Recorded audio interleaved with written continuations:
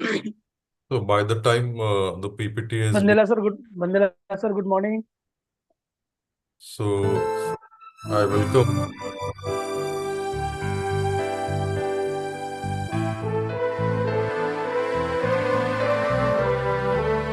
गीत आमुचे आकाशाचे गीत आमुचे सागराचे इतिहासाचे जनमनाचे गीत आमुचे जागराचे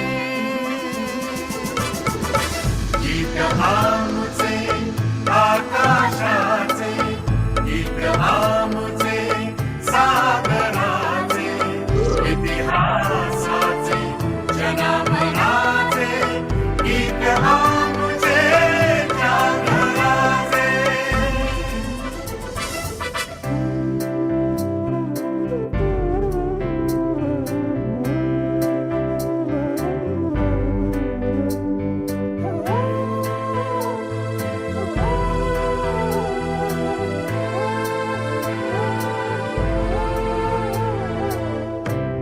अभंगाचे ओवीचेही माय बोलीचे माहेर वाऱ्यातही मराठीचे दिवे लख घरोघर संत महंतांचे विरागी गीत आमुचे काकणाचे इतिहासाचे जनमनाचे गीत आमुचे जागराचे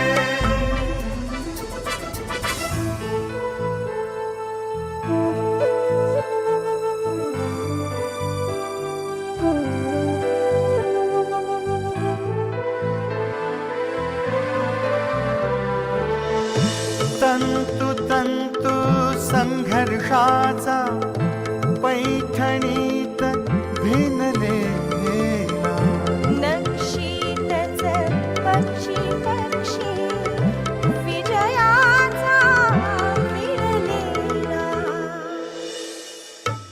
सोन पहाट उदयाचे गीत आमुचे उजेडाचे इतिहासाचे जनमनाचे गीत आमुचे जागराचे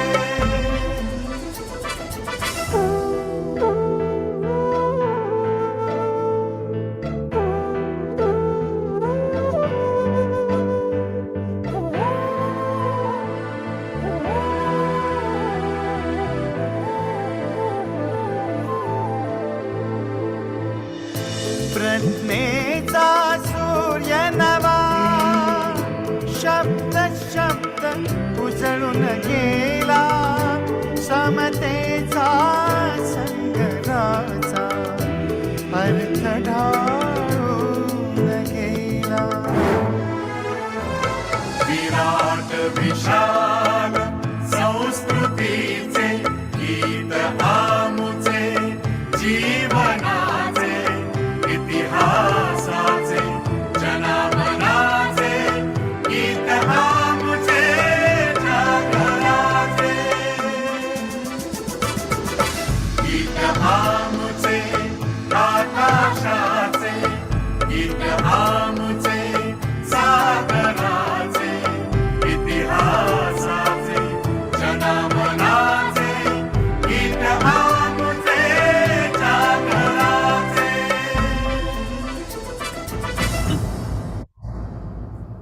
Thank you, Amol. You can stop the university song as well as the banner. I would request all participants to open their cameras. सभी सहभागी मित्रों से ये अनुरोध है कि वो अपने कैमरा ओपन करें. So on behalf of UGC Rafael sir, On behalf of UGC Malviya Mission Teachers Training Center, Dr. Babasaheb Ambedkar Marathwada University, Chhatrapati Sambhaji Nagar, I welcome today's chief guest, Dr. Upendra Kulkarni sir. Also, I welcome today's president of this inaugural session, Professor Satish Patil, sir, and course coordinator of this refresher course, Professor N.N. Bandela, sir. Indeed, it is really an honor and pleasure for all of us to have all these three distinguished environmentalists here in this inaugural session for this EVS course. Dr. Upendra Kulkarni, sir, basically, he was a retired professor of civil engineering from Engineering and Technology Institute, Nanded.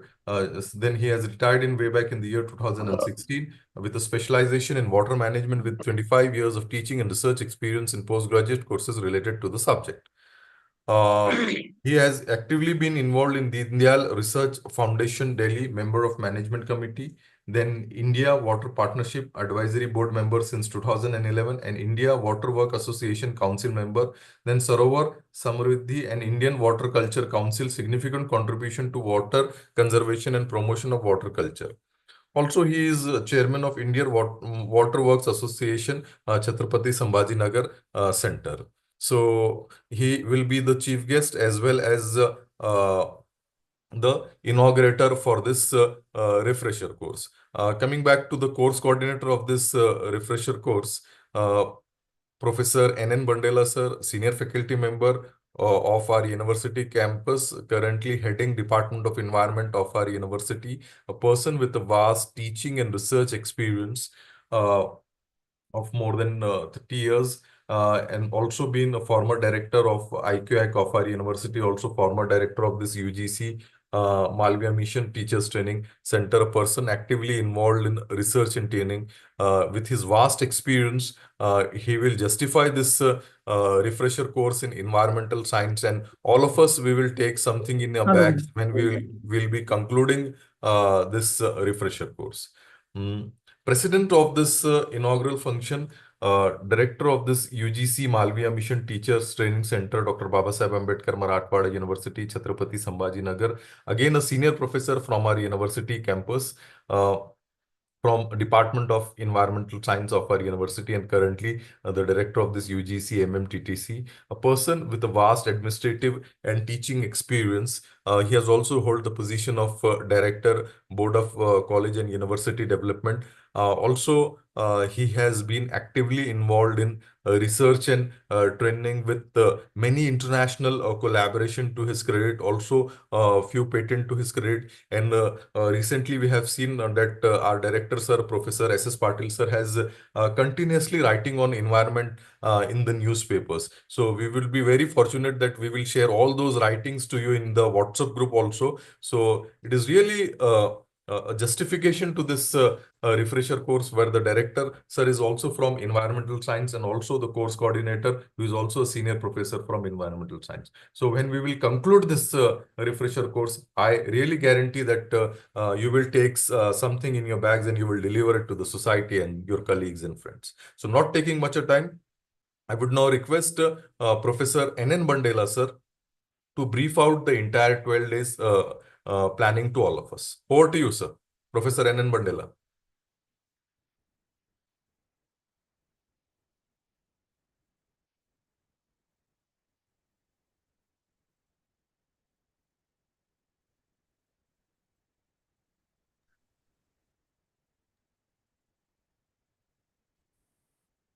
Bandela, sir, unmute yourself.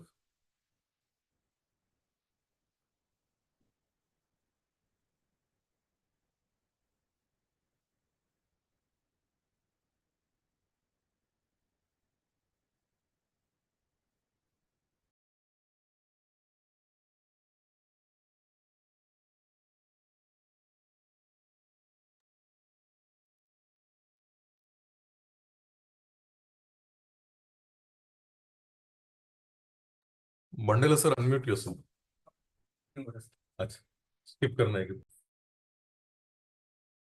So there is some problem with the mic of Professor N.N. Bandela, sir. So we will have an interaction with him in the coming next session, in the afternoon session. By that time, I would now request our chief guest, Professor Upendra Kulkarni, sir, to deliver a short inaugural address to all of us.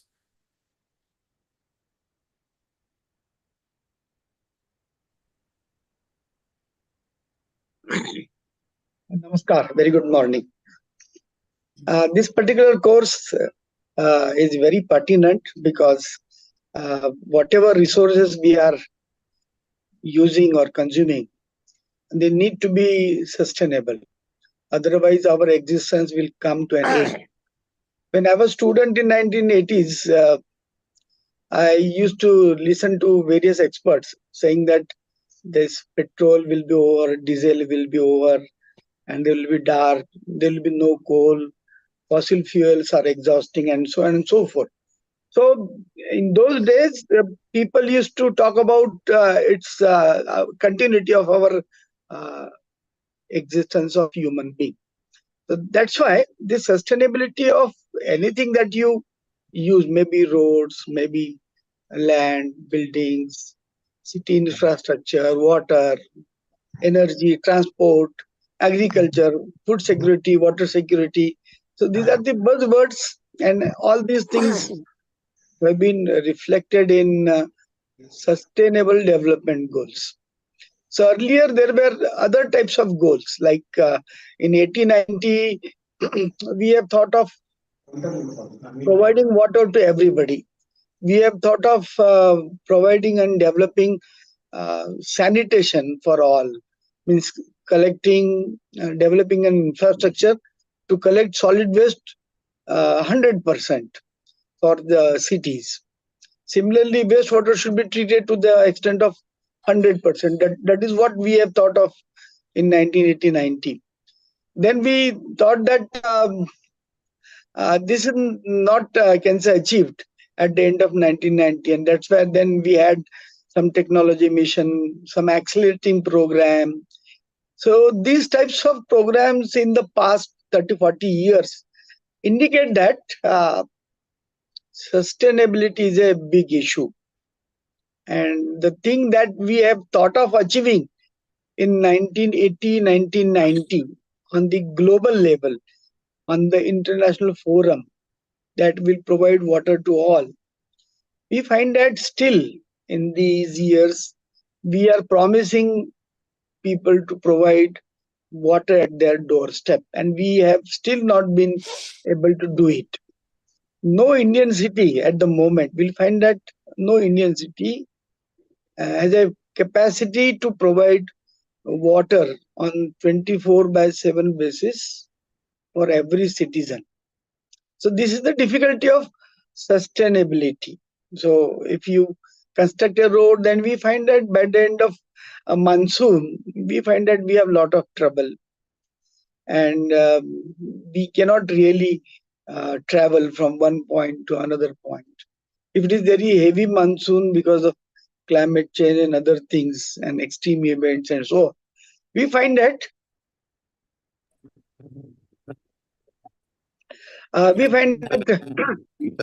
we are not sure to travel from one point to other point, and we listen to then predictions, and then we decide. So we cannot have all season roads. We are not sure that roads can be used for all the seasons, summer, winter, and monsoon also.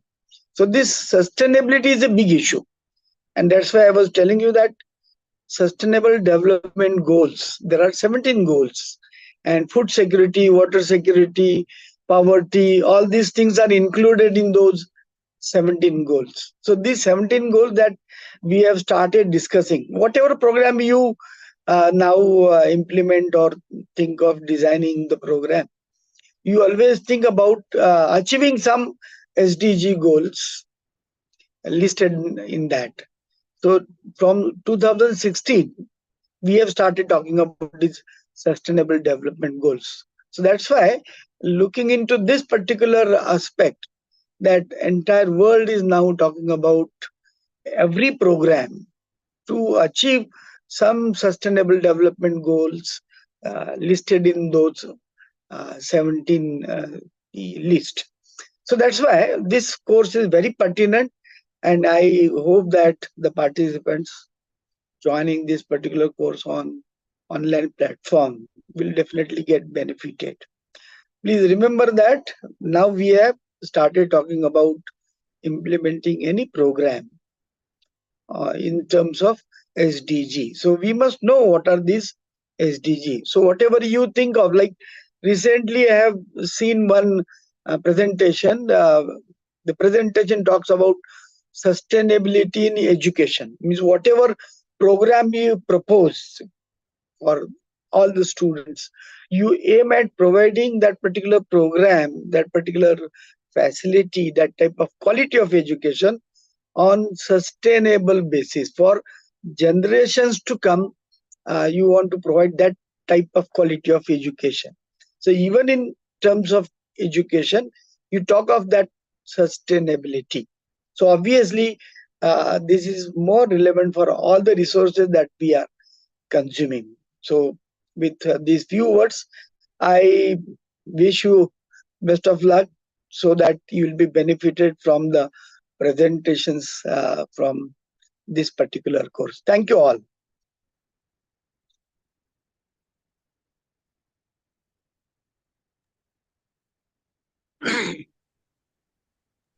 Bandela sir?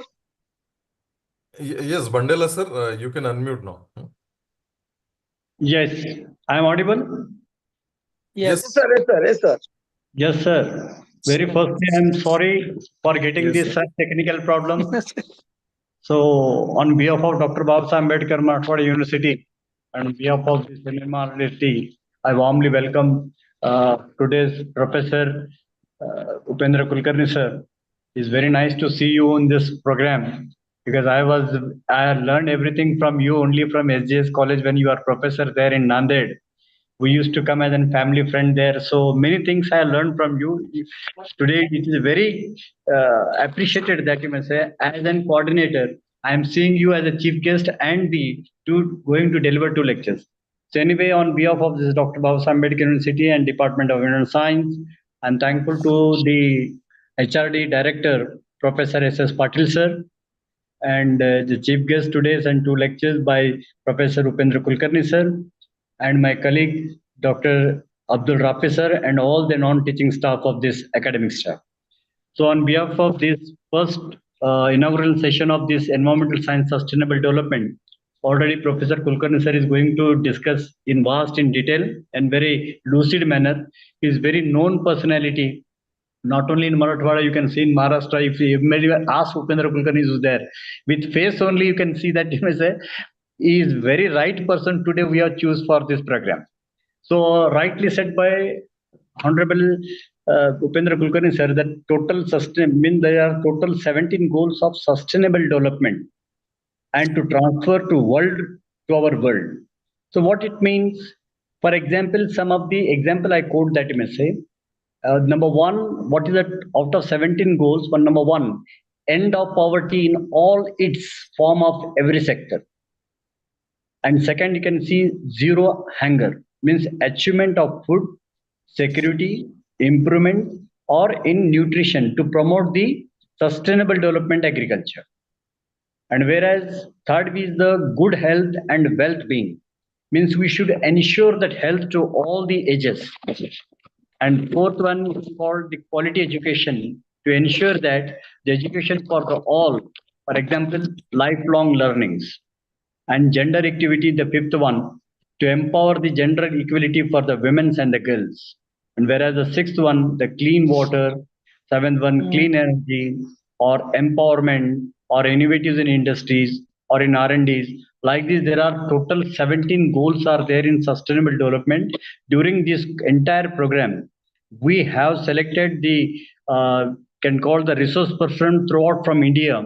Okay, so the participant you will be enjoy that. Say every resource person is going to speak on a different aspect. Somebody is going to speak on the solid waste, somebody is going to on the water, somebody is going on women empowerment, somebody is going to social responsibility, somebody is going to on agriculture practices, somebody on industrial belts, somebody in technological, nanotechnological and biotechnological applications, or the resource of the waters, or you can call Professor Mudgal from the Chennai University. So you can see that the very big personalities are there, and from the NERI also, two scientists are there going to speak on this particular program. So our Dr. Babasa Ambedkar University from long back, our universities, our Academic staff is very much very prompt in conducting these programs. As we know, in our induction program, Professor Rafe has given almost all the instruction. So I request that means all the participants who are in 72 from the different disciplines, like from social sciences and physical science and many other things. Every teacher has to participate, and as a coordinator, what I will do every time I will connect in the online. I will see who is attending the programs. I can call also by rule number also. So everyone, you have to take very seriously. As for the national education policy, the government is also giving more emphasis on this sustainable development. As the Department of Environmental Science and Director Professor S.S. Patil also from Environmental Science. So we'll see to that, this program will be great success in future.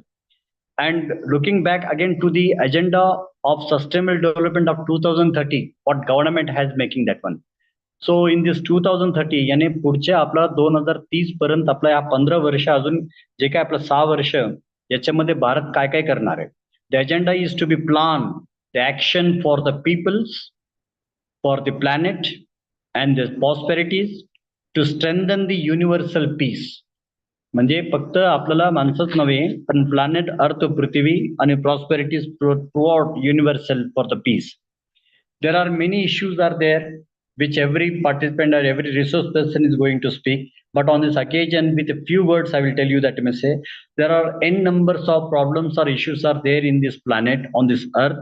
Knowingly, unknowingly, a man is made up of, we can call, the human being is the most destructive animal in this world. So this sustainable development is directly related to the human beings. For our own betterment, we will destroy the nature. There are n numbers of examples are there. Time to time when we interact together, when their discussions are going there. So every participant, I request him say after completion of resource lectures, you should be interact them.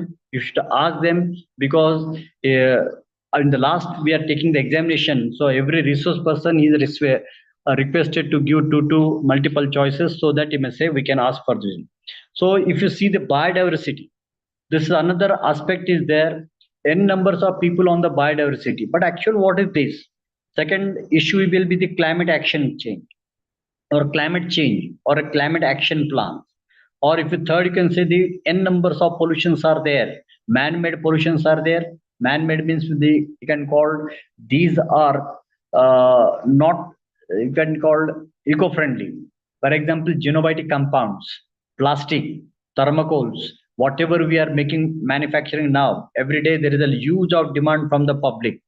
In one of the lecture or in international conference, when Professor you can call the Ram Bogles of industrialist from Aurangabad, many people they have asked the question to Ram Bogle sir, this Nerlep pan, whichever we see very much when the Diwali and Dashara will comes out, every person will want to take the Nerlep pan for the less oil and with small time with all the technology you can see. But the coating which is applied for that one, for the Nerlep, it was not good for the long time. So after getting a after time, so maybe in future people can suffer from many type of the health issues are there.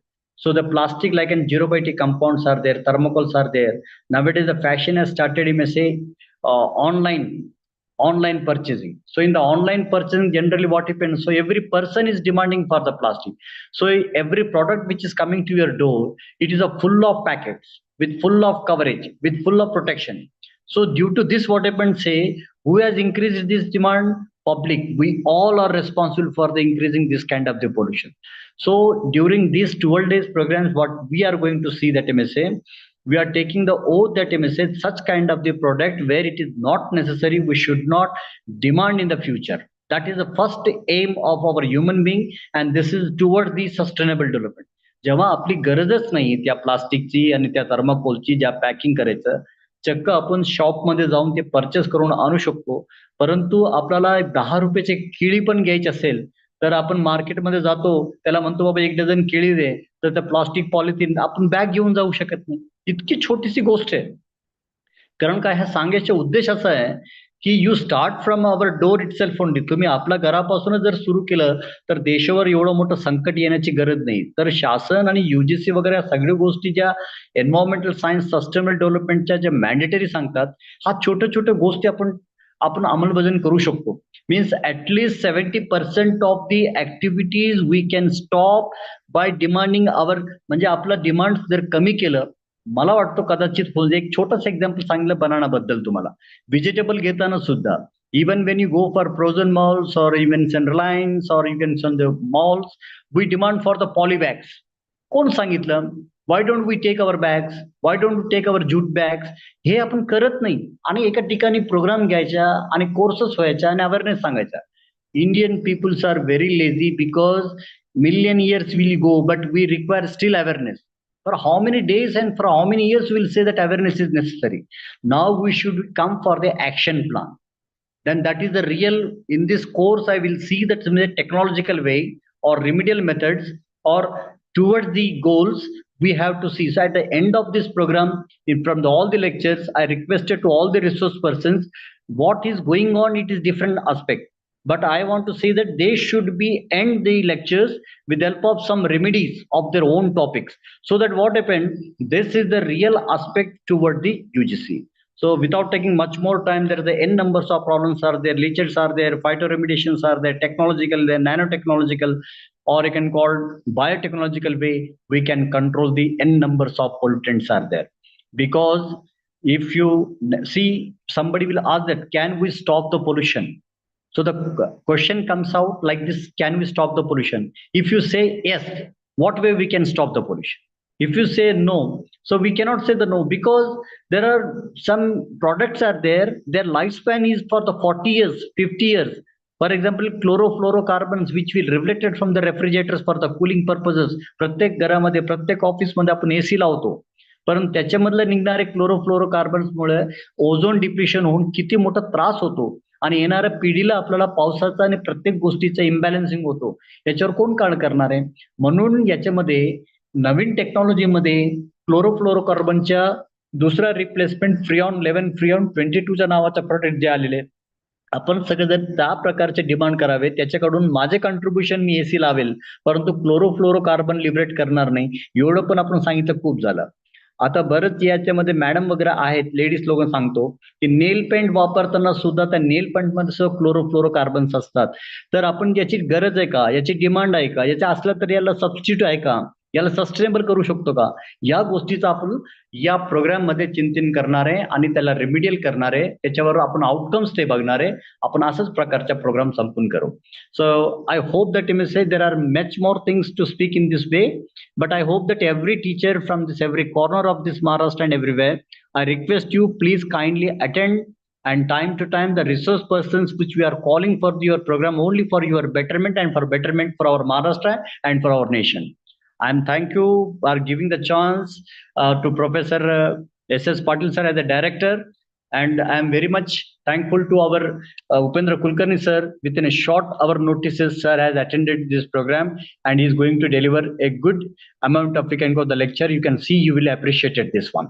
Thank you very much. I will hand over to the Professor Rafi sir. Thank you, sir. Your expertise as a guilty professor in environmental science will really benefit this refresher course. We hope that at the end of the day, all of us will be at the receiving end for all the benefits. So not taking much time, I would now request our Honorable Director, Professor S.S. Patil sir, to deliver a presidential remark to this inaugural session. Over to you, sir. The chief guest of this refresher course, Upendra Kulkarni sir, the course coordinator Dr. N.N. Mandela sir, assistant director of this MMTTC of Dr. Babasaheb Ambedkar Marathwada University, Dr. Rafe sir, all fellow participants, ladies and gentlemen, I welcome you all for this refresher course in environmental science, that to environmental studies. for 12 days. As it has rightly been pointed out by Upendra Babu Kulkarni, that we shifted from Millennium Development Goals to the Sustainable Development Goals. And when we talk about the degradation, before as we were in the notion of Millennium Development Goals, the environmental degradation was due to the poverty. But when we have been pulled into Sustainable Development Goals, the poverty is due to the environmental degradation. And that is what, as it has been pointed out, both the course coordinator and the Upendra Babu, that we have to give a serious thought what it has been decided into the Sustainable Development Goals. Though there are 17 Sustainable Development Goals, but we have to focus, being an Indian, on the strengthening of resources. And we should see that all the resources should be with their sustainable use. There are many issues, but the thing is that even we are participating in every of the world conferences as a country, and we also used to sign not many treaties, regulations, and we also have more than 200 laws, rules, regulations, ordinances for the environmental protection. But the thing is that unless and until we don't involve in any of the mission to overcome this crisis, I think the story will not be in success. Because you know that the climate is changing in at such a faster rate. So we have to change our lifestyle. It has been pointed out by Dr. Bandela.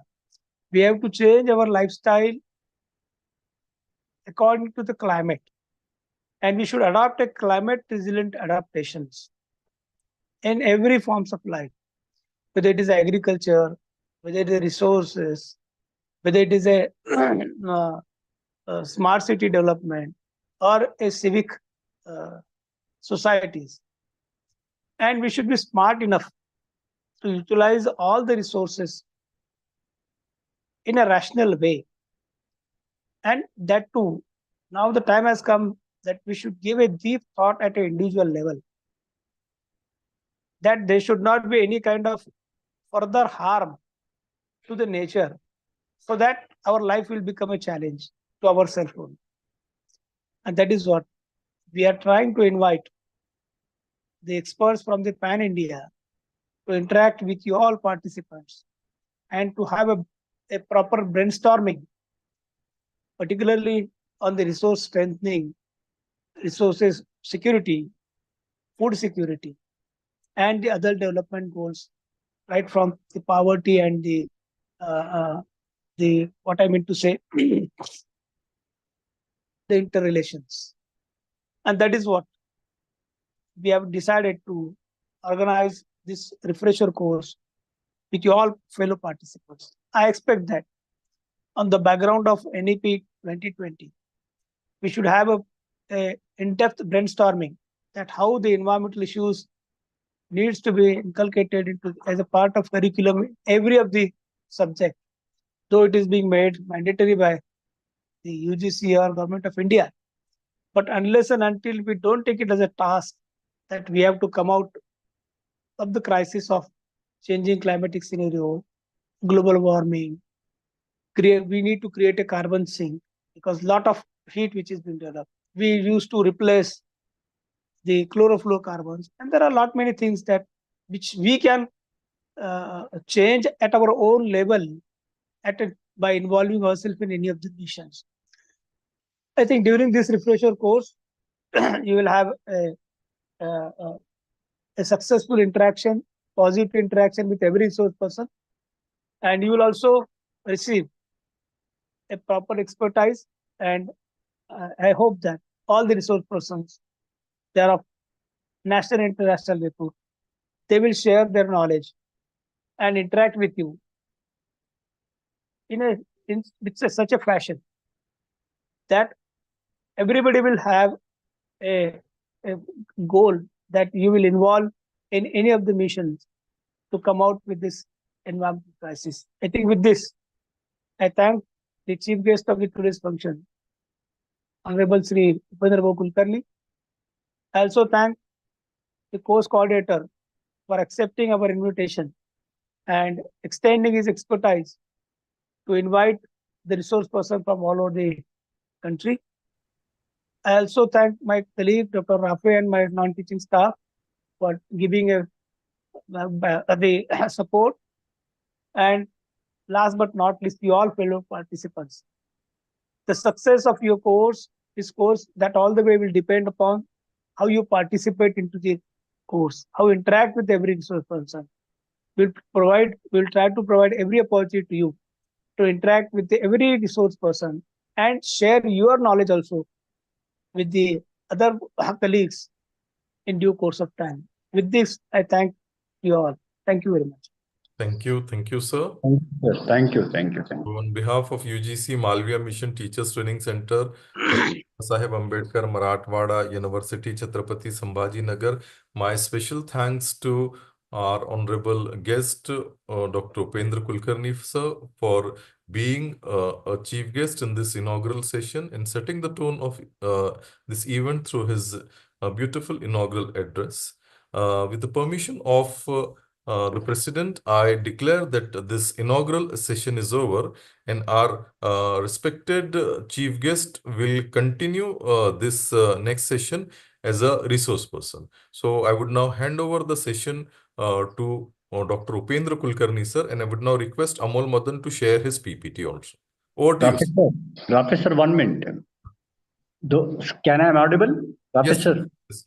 So it is request for all the participants before this lecture that the resource persons are from throughout India, like and from Chennai, Karnataka, Delhi, Dehradun, Bangalore. So therefore, what happened? The language barriers will comes out of Marathi. So all of our requested, please cooperate them with English and Hindi and Marathi. Do no problem. But it happens sometimes because they're unable to speak in Marathi. So it sometimes what happened, all the participants are requested that you have to make it very clear that you may say they are not from directly from Maharashtra. Entire from every corner of the India, we are calling them. So it is request to all of the participants, please cooperate them and try to understand these programs. And you can put it your questions at the time of discussions, we can ask it. This is only slide what announcement I want to make. Remaining everything is fine. So I request Professor Upendra Kulkarni sir to please have and deliver. Thank you, sir. Thank you. Thank you, sir. Thank you, sir.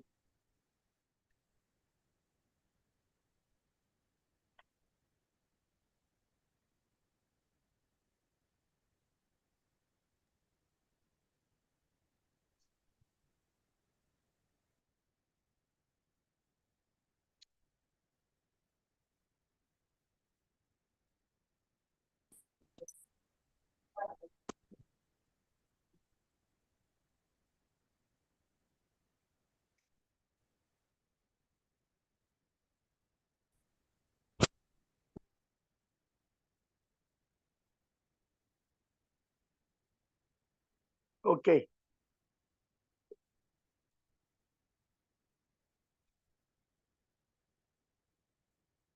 Am I audible? Voice is clear? Yes, sir, you are audible. Audible. Yes, sir. You are audible. Continue. So for the particular course, to discuss what are the sustainability issues, I have taken the subject of water management, which was being taught by me for at least 30 years. So obviously I have a lot of case studies during presentation, and as far as sustainability issue is concerned, I have been tracking some of the case studies on which I have worked earlier. Next slide. So as I have mentioned in the inaugural address, sustainability issue is, I can say, valid for every resource. So with reference to water management, we will say it's the practice of managing water resources to ensure that there is enough water for current as well as future generations. So whatever infrastructure we develop, whatever arrangement we make for providing water for drinking purpose, for gardening, for car washing, or agriculture, industry, and any other thing, it should be sustainable. Means we are not consuming the resources of future generations, and there is an equity, there is quality. So this particular thing, uh, to explain what is that sustainability in water management, we'll have 6 aspects. Like for sustainability, we want to conserve water. We should conserve water. Then only we can keep it for future generation. We have to reuse. We have to protect ecosystem. There is a aspect of climate change, and climate change has made many things difficult. And now for water infrastructure as well as for agriculture, we have to have climate resilient agriculture. Then only food security is possible.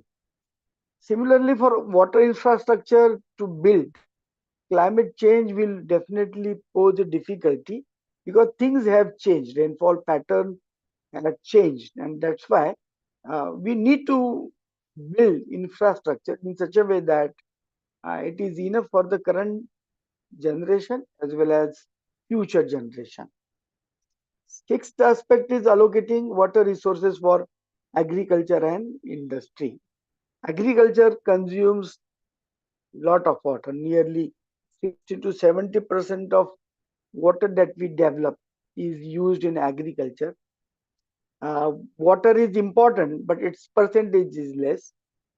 But industry also requires lot of water. That's why allocation is very important aspect as far as sustainability is concerned.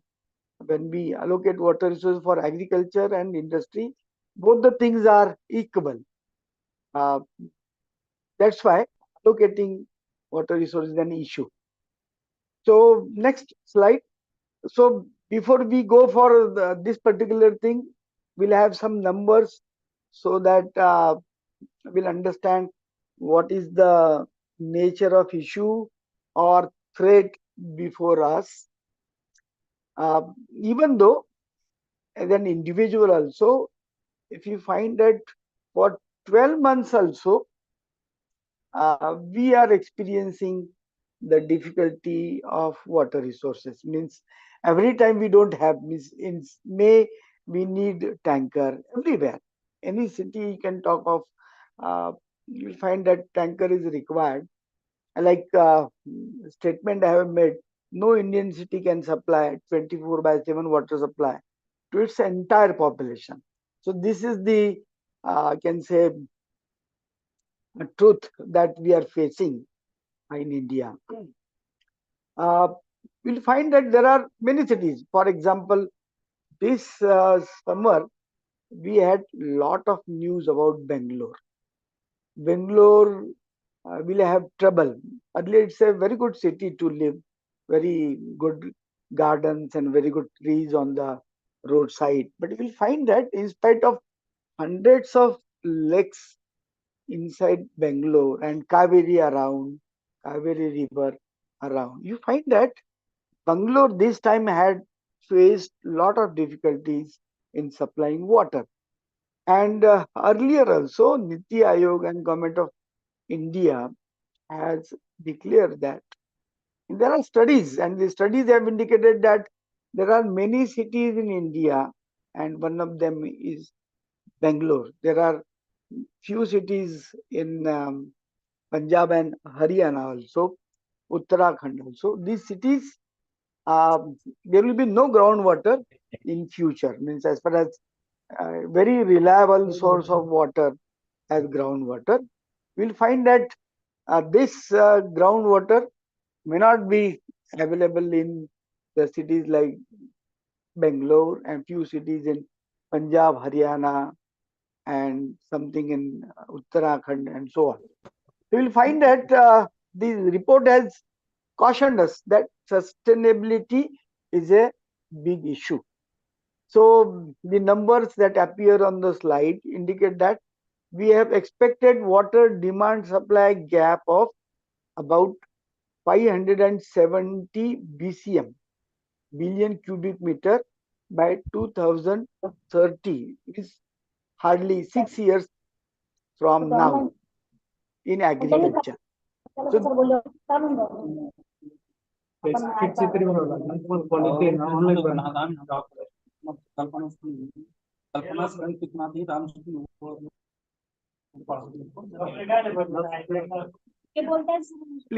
please mute your mics. Please. काही जणांचे mike चालू आहे आवाज येतोय खोलीतले आवाज येत आहेत. So this number 570 BCM in agricultural sector, it's a big number. Similarly, for drinking water, we have 50 BCM as the gap.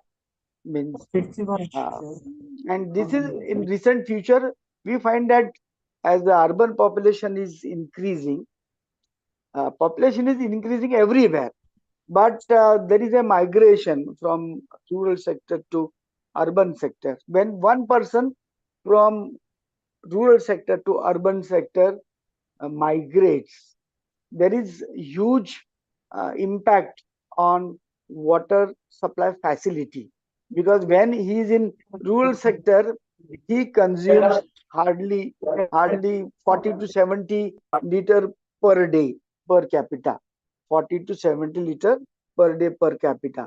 But the moment he migrates to city sector, you find that the demand for an individual per day basis is 135. So migration has its impact on infrastructure. So that's why this 50 BCM is a very critical number as far as sustainability is concerned. Two crops have been mentioned just to indicate that when we say 570 BCM gap in agriculture sector, we have two important crops like wheat. We consume wheat daily. Rice we consume daily. In some parts, rice is main food. So 74% area under wheat and 65% area under rice faces extreme level of water scarcity. This extreme level of water scarcity is very important. So these two important crops on which our food securities depends, those areas are facing extreme level of water scarcity. And apart from infrastructure, this climate change is posing a lot of difficulties in achieving or maintaining sustainability. Means how do you really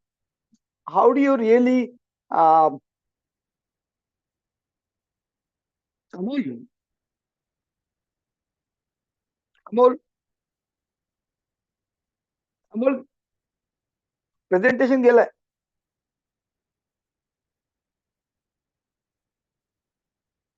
Amol,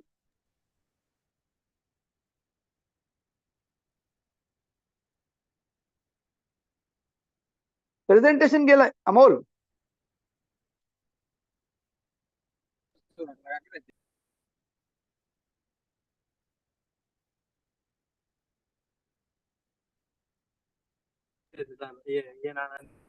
Presentation.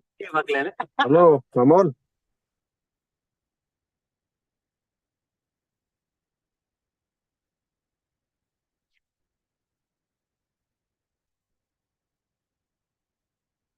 Hello.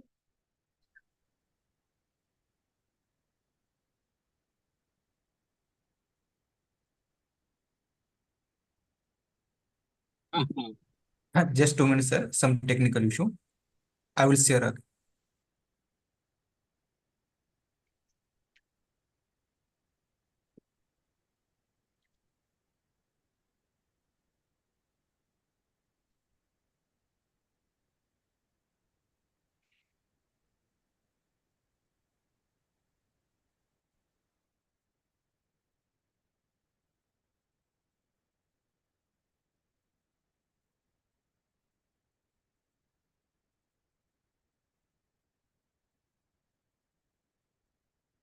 Next slide.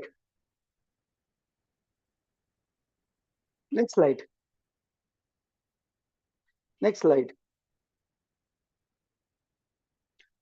So to discuss this sustainability issue, I have taken a case study of drought situation in Maharashtra in 2012.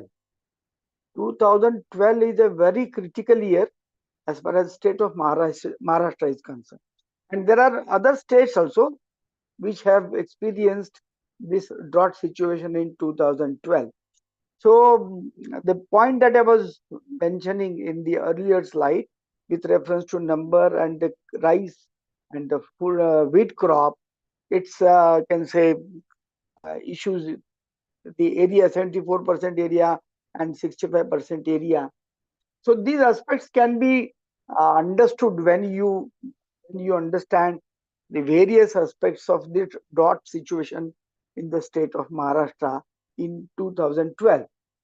Subsequently, we'll talk about what can be done, what NGOs have done, government have done, and people, various societies have done to tackle this particular drought situation. And 2012 is, can say, 12 years back.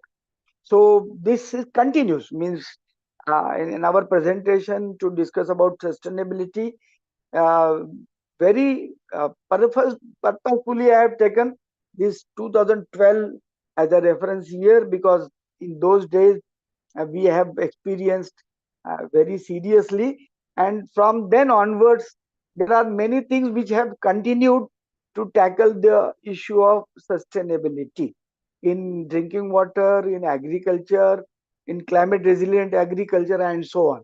So I will keep on mentioning those issues in the presentation. So this discussion, this description of this drought situation in 2012 in the state of Maharashtra, you can very well see on the slide. 14 districts were very badly affected.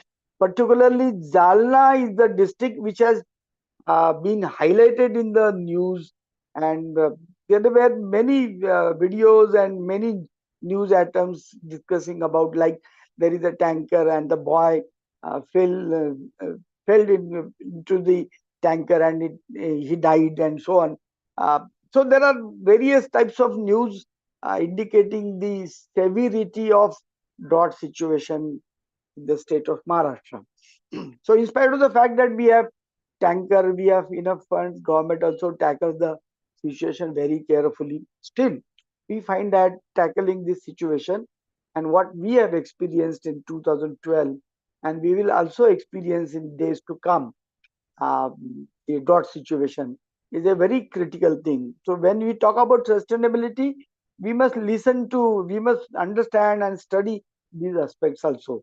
14 districts, 11,000 villages, 1663 villages, small villages, Wadi, Tanda, where normally facilities are not reaching. So cities, other things are, because it's a organized sector, so tanker will be made available in the cities and towns. But if it is Wadi and Tanda, so these numbers are equally important. 1,663, 4,490 Wadi and Tanda. So normally they do not have water supply. In the drought situation, they will have to migrate in search of water. That is the situation. So all the wells are dried up. I will give some examples from Sangli, then Solapur, and then Nanded district, to highlight how and what can be done in a situation when you find that the wells are dried up, and what treatment is possible, and you recover out of that, which then leads to sustainability. So Jaipur is the main source of water for Sambhajinagar. There are many other cities depend on Jaikwadi. Its status is mentioned. It was in those months 2% of storage capacity in November 2012. Generally, we assess situation in October, and that's why I refer to November 2012. Ganewadi tank, Jalna, as I mentioned, dominated the news item. Ganewadi tank, which supplies 4 MLD, 4 million liter per day to city of Jalna, it was dried up. It was, means you will see the photograph and you'll find that it is only silt and silt everywhere. There is no drop of water present in Gadewadi tank, which supplies 4 MLD water per day basis, 4 million liter per day for Jalna city. Bid and Dharashi had similar situation. Reservoirs were empty. Next. So this empty situation is a very difficult thing to really experience. There is no water, like Jaikwadi 2%, we were running from. So basically, for all these things, rainfall is very critical, and that's why we have to understand what is the behavior of rainfall, because rainfall is the major source of water for surface water as well as for groundwater. So what is the nature? Because I have already mentioned climate change. I have included that climate change monitoring in the list of 6 for sustainability. So try to remember that climate change is very important, and we have included that climate change aspect in the list of 6 for achieving sustainability. So in this slide, you will find that in 2012, this is one way of describing drought situation. So Jalna had relatively less amount of rainfall available in that particular year. So Nanded, Dhule, then Bid, Sangli, Sambhajinagar, Usmanabad, Dharashiv. So all these districts had, I can say, overall compared to average normal rainfall, the rainfall in that particular year was substantially less. So these numbers describes the situation. Next. There is another way of describing the situation, like what was the situation in June, July, August, September. So these are 4 months which are considered as monsoon months, and then in October, post monsoon situation, we try to evaluate what is the, I can say, availability of water, and then we start planning for summer. So these 4 months are very critical. So average rainfall was less. Apart from that, if you compare, like in Marathwada, June, compared to 138 expected, we had only 119 millimeter of rainfall. So uh, every month was, I can say, giving us trouble. So July was very critical, 26 only. Then August and September, these are major months. So October was, August was also, compared to 188 millimeter expected, we had only 112. Similarly, in September 164, we had only 154. So this is second type of, I can say, description of drought situation. Average number, then monthly number, and then we talk of peak rainfall in a particular day. What was the rainfall to give you this number in particular month? Then the peak numbers are also important. Like we had flash rains everywhere. We have experienced in this August and September also, that in a particular day, for particular area only, you receive, can say, extreme amount of rainfall, like sometimes 100 millimeter and so on. So like in June, we had 119 millimeter of rainfall in month. But there are places and days in last monsoon also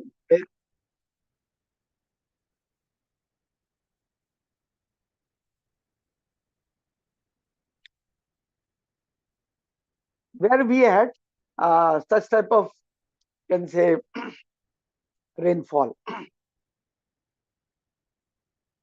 Amul screen वर येत नाहीये, चालू आहे का? Presentation दिसतंय का?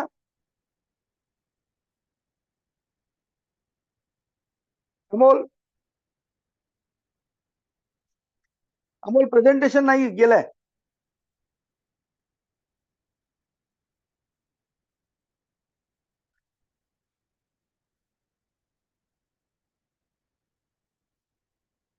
Presentation.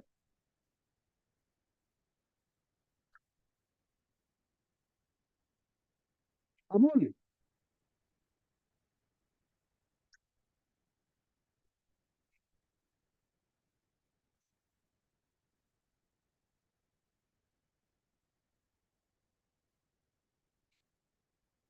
Next. So description of drought situation, average rainfall, then monthly rainfall, then peak events, and this is another way of describing. Average water storage capacity of big projects 81%, medium projects 67%, small projects 60%. Then in terms of drinking water, 2,234 villages facing a high scarcity as far as drinking water is concerned. Then groundwater level is generally measured in post monsoon, that is in October. So this October measurement indicates that decline in groundwater level greater than 3%. That is the can say situation in 72 tehsils. 2 to 3 meter decline 116 tehsils, 1 to 2 meter 190 tehsil of Maharashtra. So this is a very serious situation which has prevailed in those days in Maharashtra for 22 districts. Next slide. Then the news item that appeared, as I said, generally July to September is next slide. Amor, next slide. So generally we measure water level in October. That is called post monsoon measurement, and this indicates that water level has gone down in the bore wells which are declared for measurement purpose by the groundwater survey and development agency. So this is a regular exercise to can say measure, to describe, to use this measurement for planning for another can say October, November, December, January, February, March. So 6 months at least we need to plan for tankers and some alternative arrangements, some transfer of water from one reservoir to another, and so on and so forth. Next slide.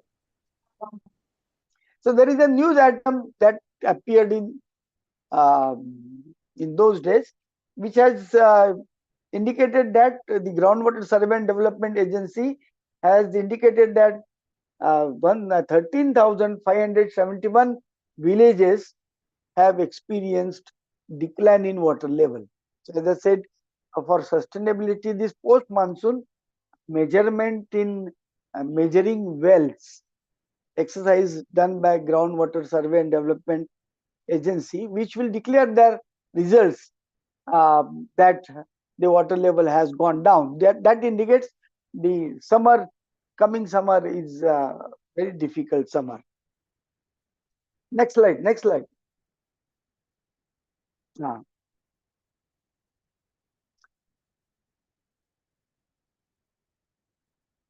So in 262 tehsils, the water level has gone down, and as I said, there are 3,920 measuring wells which are monitored by Groundwater Survey and Development Agency. So on that day, Government of Maharashtra has declared 14,708 villages as drought affected villages, wherein some arrangement has to be made. And you can see here few names as the Nagar, Nasik, Dhule, Nandurbar, Pune, Satara, Sambhajinagar, Beed, Hingoli, Amravati, Akola, Yavatmal, Buldana, Chandrapur, Wardha. So obviously few districts are included in the list for political reasons also, because then the money will flow in that particular districts for managing and implementing certain schemes. Obviously people will be benefited from those particular fund flow. Next slide.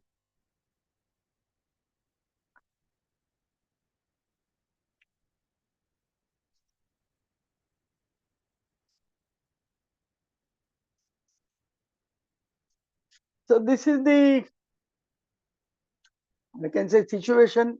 You can see people are putting their buckets in the well, and there are 50 people at least, and the water level in the open well has gone down much. So the issue is basically particular Dalna and Sambhajinagar. It's a region which receives less rainfall. Every third year there is a drought situation because of basalt rock. The water holding capacity is less. Can say degraded lands because there is no land cover available, and 86% small and marginal farmer, their capacity to hold back in such particular drought situation is, I can say, matter of serious concern. Irrigation facilities are poor because hardly 30-40% is normal irrigation, means 30-40% land will receive irrigation in normal time. If it is drought situation, we'll have difficult times. Agriculture is unaffordable. It's an agrarian crisis, poverty and illiteracy, and we generally experience poor management of water. So that makes our drought situation more difficult. Next. So this is again some numbers indicating severity of drought situation. Next. Next slide. So here you can, like I was telling you, rainfall pattern for, can say, entire year, average rainfall. Then I have talked about 4 months, June, July, August, September. Here it's a site in Chandrapur, Bhandara. They receive, I can say, sufficient rainfall. But even in spite of the fact that their rainfall, the Chandrapur people and the Bhandara people will receive enough of can say rainfall, but still they will have difficulty because there is a, can say, distribution is very, can say, peculiar, like January to May 18%, June to September 70%, October to December 12%. So this pattern 18, 70 and then 12, this pattern may change over a period of time. So earlier the pattern was different. Now we'll have 2024. The pattern will be distribution pattern in these three parts will be different, and years to come this pattern can change. So if you match up, if you adjust with a particular pattern and then pattern changes, then your adaptability is at stake, and that's why you cannot really adjust to that particular situation when the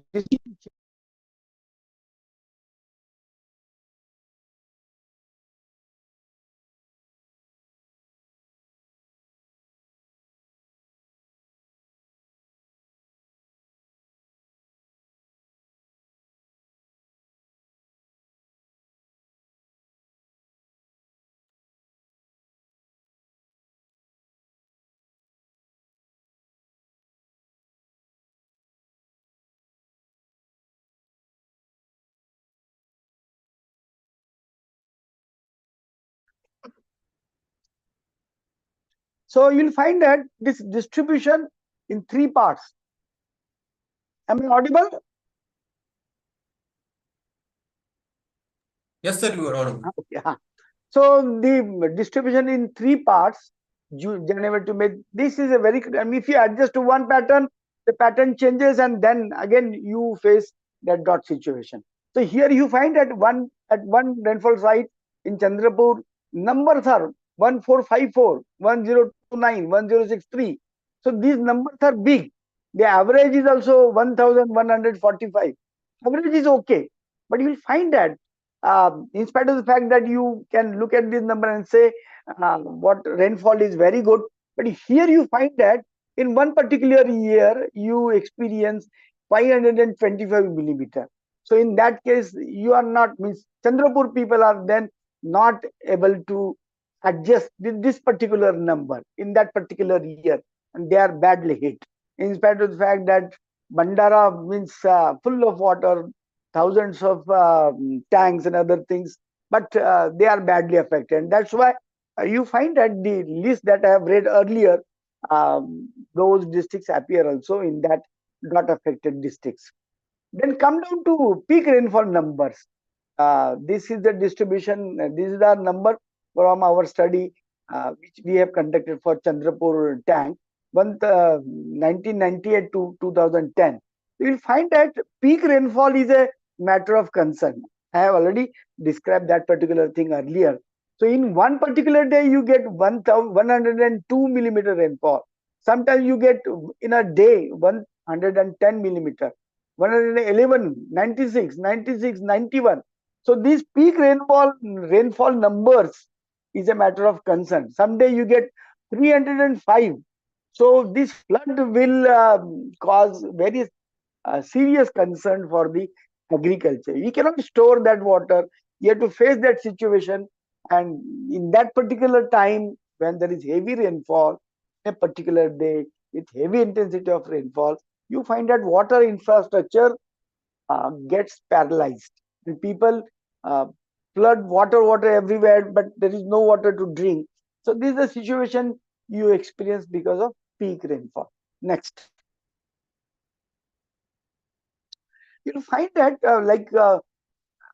the sustainability issues, this you can skip because this we have already described how badly Jalna district was affected in 2012, less than 50%. Next slide. Next slide will talk will give information about tanks on decline. So tank is a surface water source. We get there are minor schemes, there are major schemes, there are medium schemes. So tanks generally come under minor irrigation schemes or minor water supply schemes. Next slide. Amol, next slide. So these tanks, which is a major source, it's a major source of water for irrigation as well as for water supply for rural sector. So this gives you a warning for sustainability. Tanks on decline. Tanks is a major source. So its contribution was substantial earlier. Its contribution was substantial earlier. And in 2001 census, we have indicated that 5.75 lakh tanks. This is the available number. Earlier, it was much more than that.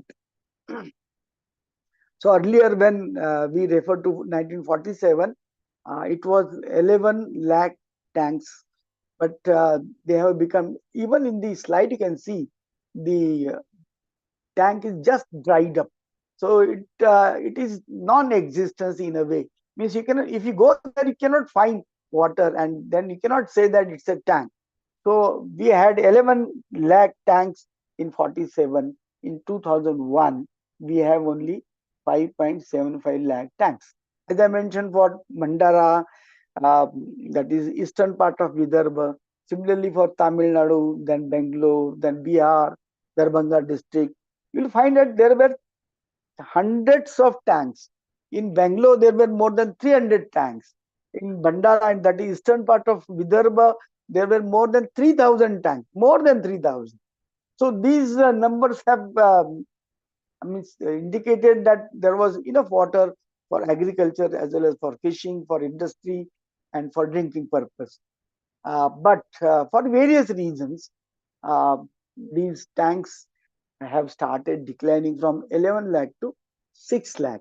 1 lakh in the means, with reference to 2001, 1 lakh is the state of non-use. There is no irrigation potential available. Obviously, you find that if a particular infrastructure is non-productive, if it is non-productive, it is never repaired, it is never attended. So try to remember this. So if 1 lakh tanks are in the state of non-use, it means the irrigation department of any government, maybe Tamil Nadu, Karnataka or Maharashtra, they will never attend that particular tank, and then it will continue to be in the state of can say non-use, and after some time tank is non-existent. You don't find the existence of tank itself, and that's why this decline has continued. And this decline is very serious because it's a major source of irrigation for agriculture. And as I have already indicated in the second slide, that we have 570 BCM gap between demand and supply. So how do you really make up? We have to make these tanks operational. We have to rejuvenate it. Even if it is small tank catering to the needs of, to the extent of 200 hectares, 300 hectares, 500 hectares, or 100 hectares, we must revive. And we can mention this particular aspect by talking about eastern part of Vidarbha, that thousands of such tanks in Bandara districts were revived by government of Maharashtra using normal machinery and normal fund flow. There was GR to repair or rejuvenate those Malguzari tanks in eastern part of Vidarbha. So that is possible. What I am telling you is that if you want to move towards sustainability of water supply, then you must regard tank as an important source of water for irrigation, and we must revive. We cannot let it just go in and perish. So study of Nanded district, I can see how things really go in a bad shape. This is about Nanded district, Dharmabad Taluka. It's a cluster of 50 villages. And this is a study that indicates that in 1967, the tank area was 322 hectares. And in 2004, it was 220 hectares. So from 322 hectares to 222 to 220 hectares.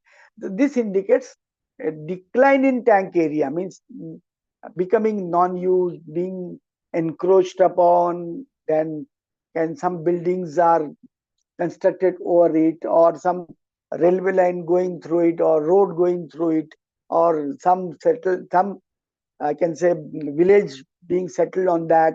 So likewise, tank area is diminishing, means it's a study based on satellite images, and you'll find that this indicates that tanks can say are can say subjected to a lot of threats because of various reasons. Next slide. So if tanks go in such a bad shape, then sustainability is a very difficult issue. Here we find that the contribution of, I was telling you about, it's a minor irrigation scheme. So force wise, what is the contribution of tank? So earlier it was 16% contribution to the irrigation sector, and over a period of time this is decreasing. Now it is 7%. So 16 to 7%, it's a matter of concern. So if their contribution in the irrigation sector is declining, this indicates that tanks are being, can say, subjected to non-use, no repair, no attendance, and so on. So what is the impact of that? Means if surface water doesn't really contribute, there are lakhs of tank, 11 lakh tank, and their contribution is declining. So what does it really indicate? So you'll find that it has direct bearing on groundwater. It has direct bearing on groundwater. So what was the contribution of groundwater? Earlier it was only 30%, and now it is consequent upon decreasing contribution of tank in irrigation sector. Because tank contribution has decreased, in groundwater contribution has increased from 30% to 57%, and it's a threat. It's a can say threatening call that groundwater dependence is increasing for irrigation. Groundwater is considered as reliable source of water for drinking purpose to the extent of 90%. So the rural sector depends on groundwater for drinking water purpose. At the same time, if irrigation sector start depending on groundwater as the source of irrigation, and it starts increasing its contribution, it's a threat. We will not get water for drinking also. So what we have experienced in Jalna, Dhule, Nandurbar and so on, and other parts of India also, that you don't get water in summer from wells because wells are dried up. Why wells are dried up? Because they are put to exploitation. They are put to exploitation. So tank contribution reduces means groundwater contribution increases, and it's a matter of concern. So sustainability must be talked in this particular term, that we are creating threat to our sustainability. So we cannot sustain. We cannot allow these things to go like that. We cannot allow the tanks to perish. We cannot allow the tanks, hundreds of tanks in Bangalore, to just go away and supply tap water to everyone and say that tanks are no more required in city like Bangalore. So we'll have lot of difficulty, because tank is a recharge mechanism for groundwater. So when tank vanishes, it means the source that you are using for groundwater recharge is vanishing. And that's why Bangalore has faced a threat in this particular year. Next slide. Next, we'll talk about groundwater exploitation. As I've already indicated, that the number of tanks declining means there is a threat to groundwater source. So how groundwater is being exploited? You'll find that, as I said, more than 90% groundwater is the source of water. So obviously we rely on that. Central Groundwater Board in 2004 has indicated that out of 5,723 units, watershed units, out of that 839 units are overexploited. This is the story of 2004. In 2024, obviously this number is much bigger than 839. 226 and 550 units were identified in 2004 as critical and and semi-critical. Critical means in those 226 units, you must stop pumping. That is critical. And semi-critical means unless and until very much required, you cannot pump out. That is semi-critical.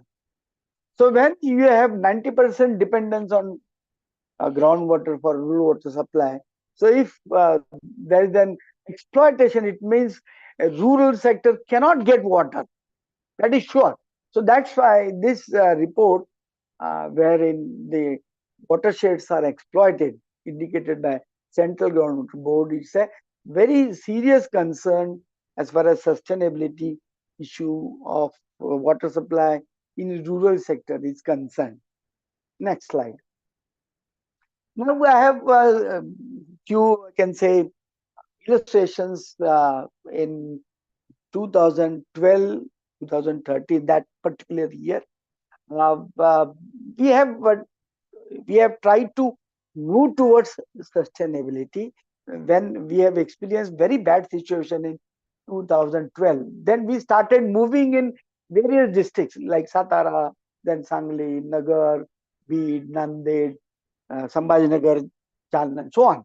So what was our concern? Our concern was, how do you really move towards sustainability? How do you really move towards sustainability? So this slide indicates that it's a temple, famous temple in Jalna district, where there is a usual gathering and there is some festival and thousands of people gather over there. I look upon it, this Vateshwar temple in Jalna district, I look upon it as a source of recharge. So whatever water falls on the surface of the temple must go to the well. So they must. I mean, there is no alternative. If you want to move towards sustainability, wherever it is possible, if it is a potential site for water harvesting, the temple authorities must do it. This is one side. Next slide. Next slide will indicate that this is a rural sector. Means, as I already indicated, that rural people will have a difficulty in getting water for drinking purpose, for irrigation purpose. So this is a small bandara where you find that it is full of silt, and this is the place very near to this site where you get a bandara full of silt. A Jilla Parishad member is residing close to this particular site. Jilla Parishad member is living in the next village, hardly 100 meter. So this is a potential site. What I am suggesting, it's a solution. They must. It's a village called Dhara in Jalna district, and in monsoon season, the Dhara village gets disconnected due to the stream. And in summer, you find that there is no water because the bandara is silted up. Bandara has no capacity to hold water during monsoon, and in summer, it doesn't really provide any water to the needy people in Dhara in Jalna district. Jilla Parishad member is very nearby. Why he is not in a position to propose desilting activity? So it's a solution in the vicinity of the rural people, which they must try for achieving sustainability. Next slide. What is the type of, I can say, relief work that you do when it is means very bad situation is can experience, and you get a lot of news coming up from various parts of Nagar, Satara. Koregaon is from Satara, Talwad is from Beed district, Daigavan is from Jalna district, Eknath Wadi and Balam Takali is from Nagar district. So these are the villages where Benaka Land Samiti has provided some relief work. So in that particular year, like I'm indicating the potential sites for rainwater harvesting. At the same time, I'm indicating what you really do as an NGO. How do you really cope up with the situation when you find that people don't get water? So we have appealed to people to donate money for providing some relief work to, can say, needy people. So it's a 10,000 liter capacity tank which was given to those villages. So like in earlier picture, I have indicated that boy fell into the well or in the tanker and died. So to have some, can say, well distributed system, we can have such a tank of 10,000 liter capacity, and you can have some tap arrangement so that 5-6 people at a time can fill water and take the things at home. So it's an arrangement so that you ensure that everybody gets water and then when they require. They are sure that when they see that 10,000 liter capacity water tank is there and it is full of water, so they can come to that particular site as and when they find it convenient. So this is an arrangement for well organized distribution. Next slide.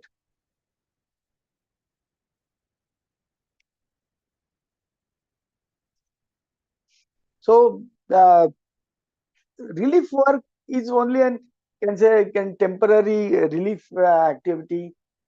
These numbers that various organizations have, can say, contributed in 2012 and 2013 will give you idea that we rush up. So relief work is a temporary solution.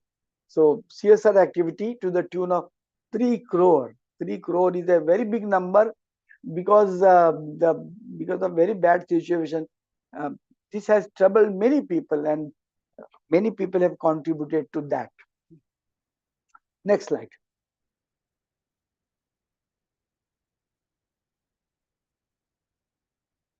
So earlier there are two photographs.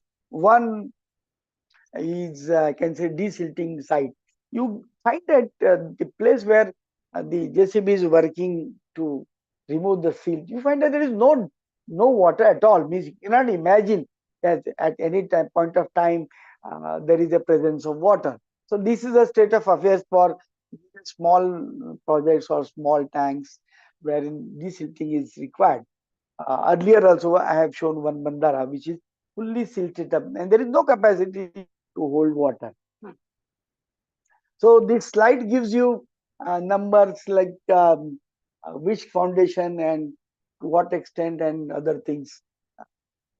Chara Chhaoni was a very cattle did not have really any food, animal food available at the farmers' house, and that's why they were shifted at many places. I mean, there are number of can say such type of things available in Jalna, Nagar, Satara, and so on. So at the same time, because uh, of that particular situation, uh, Kundalika is from Jalna district, and in that crisis situation, many people have contributed for, can say, moving towards solution. So there were two check dams constructed on Kundalika River in Dahigavan, Gansaungi Taluka of Jalna district. 100 million liter water holding capacity was created, and that has helped 100 farmers. So in 2012-13, things have started. I mean, this relief works like providing water through tanks and at the same time desilting, then cattle stock, then check dams, then CNBs, dough models, like on a particular stream where you get enough slope, you construct a dough like a sort of excavation uh, which will provide some 30-40 million 30-40 meter cube of water storage made available over that point using the can say advantage of slope in a particular stream. So this is how a lot of structures were constructed in 2013, particularly January, February, March, April, May. I will give one interesting case study after some time. So this is how relief works started in September, October, and at the same time, people have gathered together with reference to dot situation and started working towards providing solution in the near future. So this has, can say, next slide. So this has initiated, as I was telling you in the beginning, that 2012-13, and still we have continued in 2012, means 2024. For 12 years, we have continued to move towards sustainable solution for providing water for drinking purpose as well as for irrigation purpose. And this is the story of many NGOs and many works that are being done in Nagar, Satara, Sangli, then Jalna, Nanded, Tarashiv, Bid, and so on. Next slide. There are few works pertaining to Sambhajinagar also. Next slide. Devgiri Bank has initiated some works in Jalna and Sambhajinagar area. Next slide.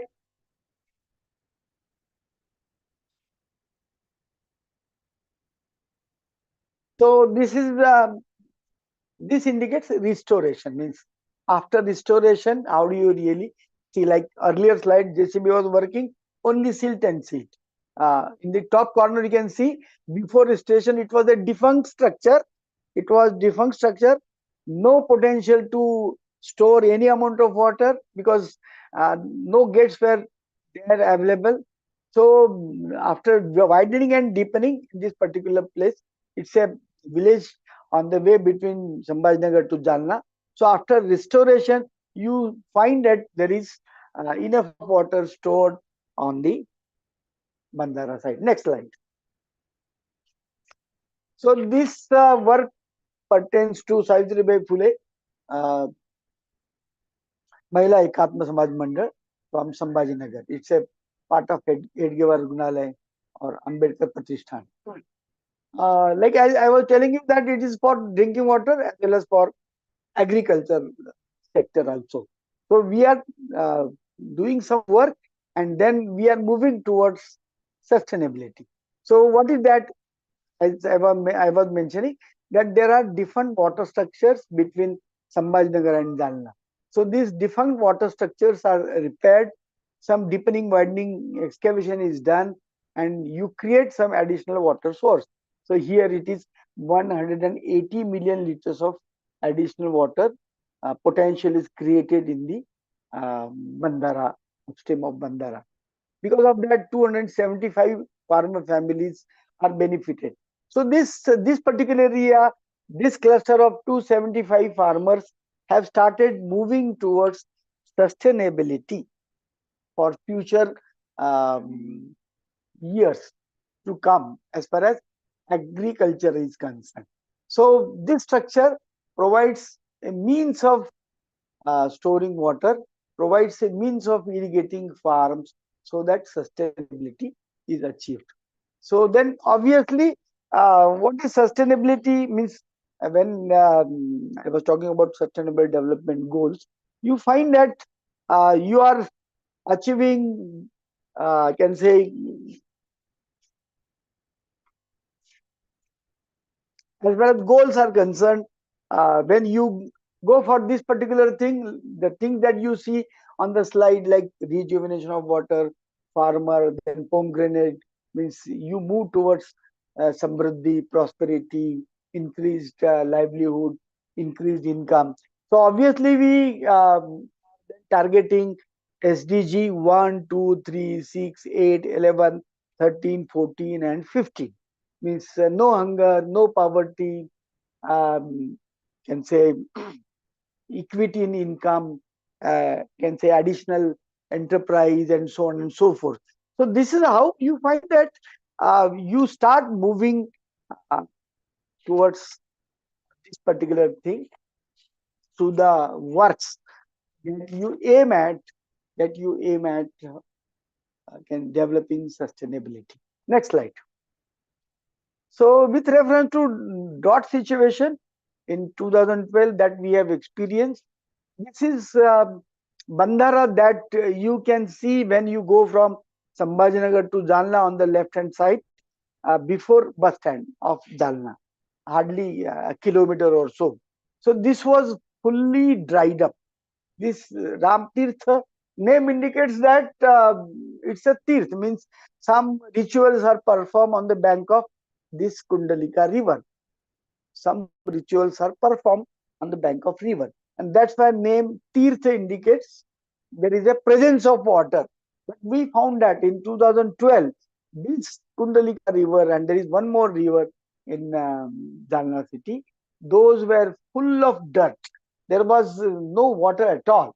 It was only some waste atoms, some plastic, some dirty things put into that particular river, and no water at all. It was only silted up. So this, as I was mentioning, Savitribai Phule Mahila Ekatma Samaj Mandal, then Devgiri Bank, and then other CSR initiatives. This was cleaned up, and this silted up Bandara was cleaned in 2013, and you find that this is the depth of water on the upstream of Bandara is sufficient to really jump into it, and people were swimming. The boys were swimming, and then that has become a tourist spot. You can see the vehicles on the bank of it. So vehicles indicated that families from city of Jalna used to come out there to spend some time in the evening, and the boys on the bank of that river used to jump into it for swimming purpose.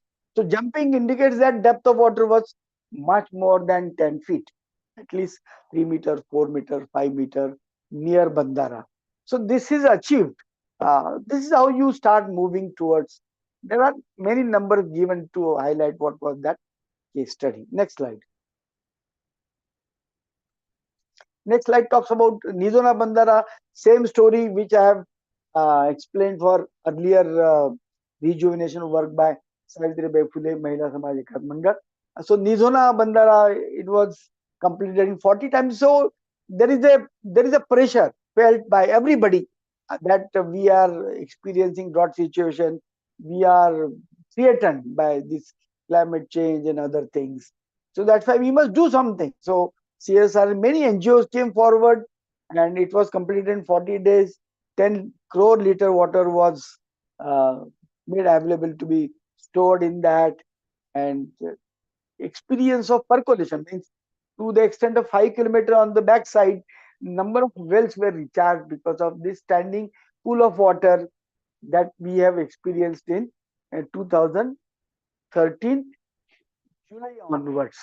So when June and July we have experienced rainfall in 2013, water started storing in the upstream of Bandara, and then it has started percolating, and the wells on the bank of this particular um, structure, they got recharged. So these small tanks are very good source of, I can say, recharging to the wells. When we say that the wells are dried up, that creates a very critical situation, because this well is a source of water for drinking purpose for rural sector, for the extent of this 90% population depends on that. So it's a very serious issue that wells are dried up. So this Mizoram Bandara and the type of rejuvenation of work that I have mentioned, 80 lakh rupees. So this 80 lakh creates sustainable water available for drinking purpose as well as for irrigation purpose for many villages. So 80 lakh is not at all a big number as far as any government scheme is concerned. It's a very small amount to provide water security to number of villages on the bank of that water structure. Next slide.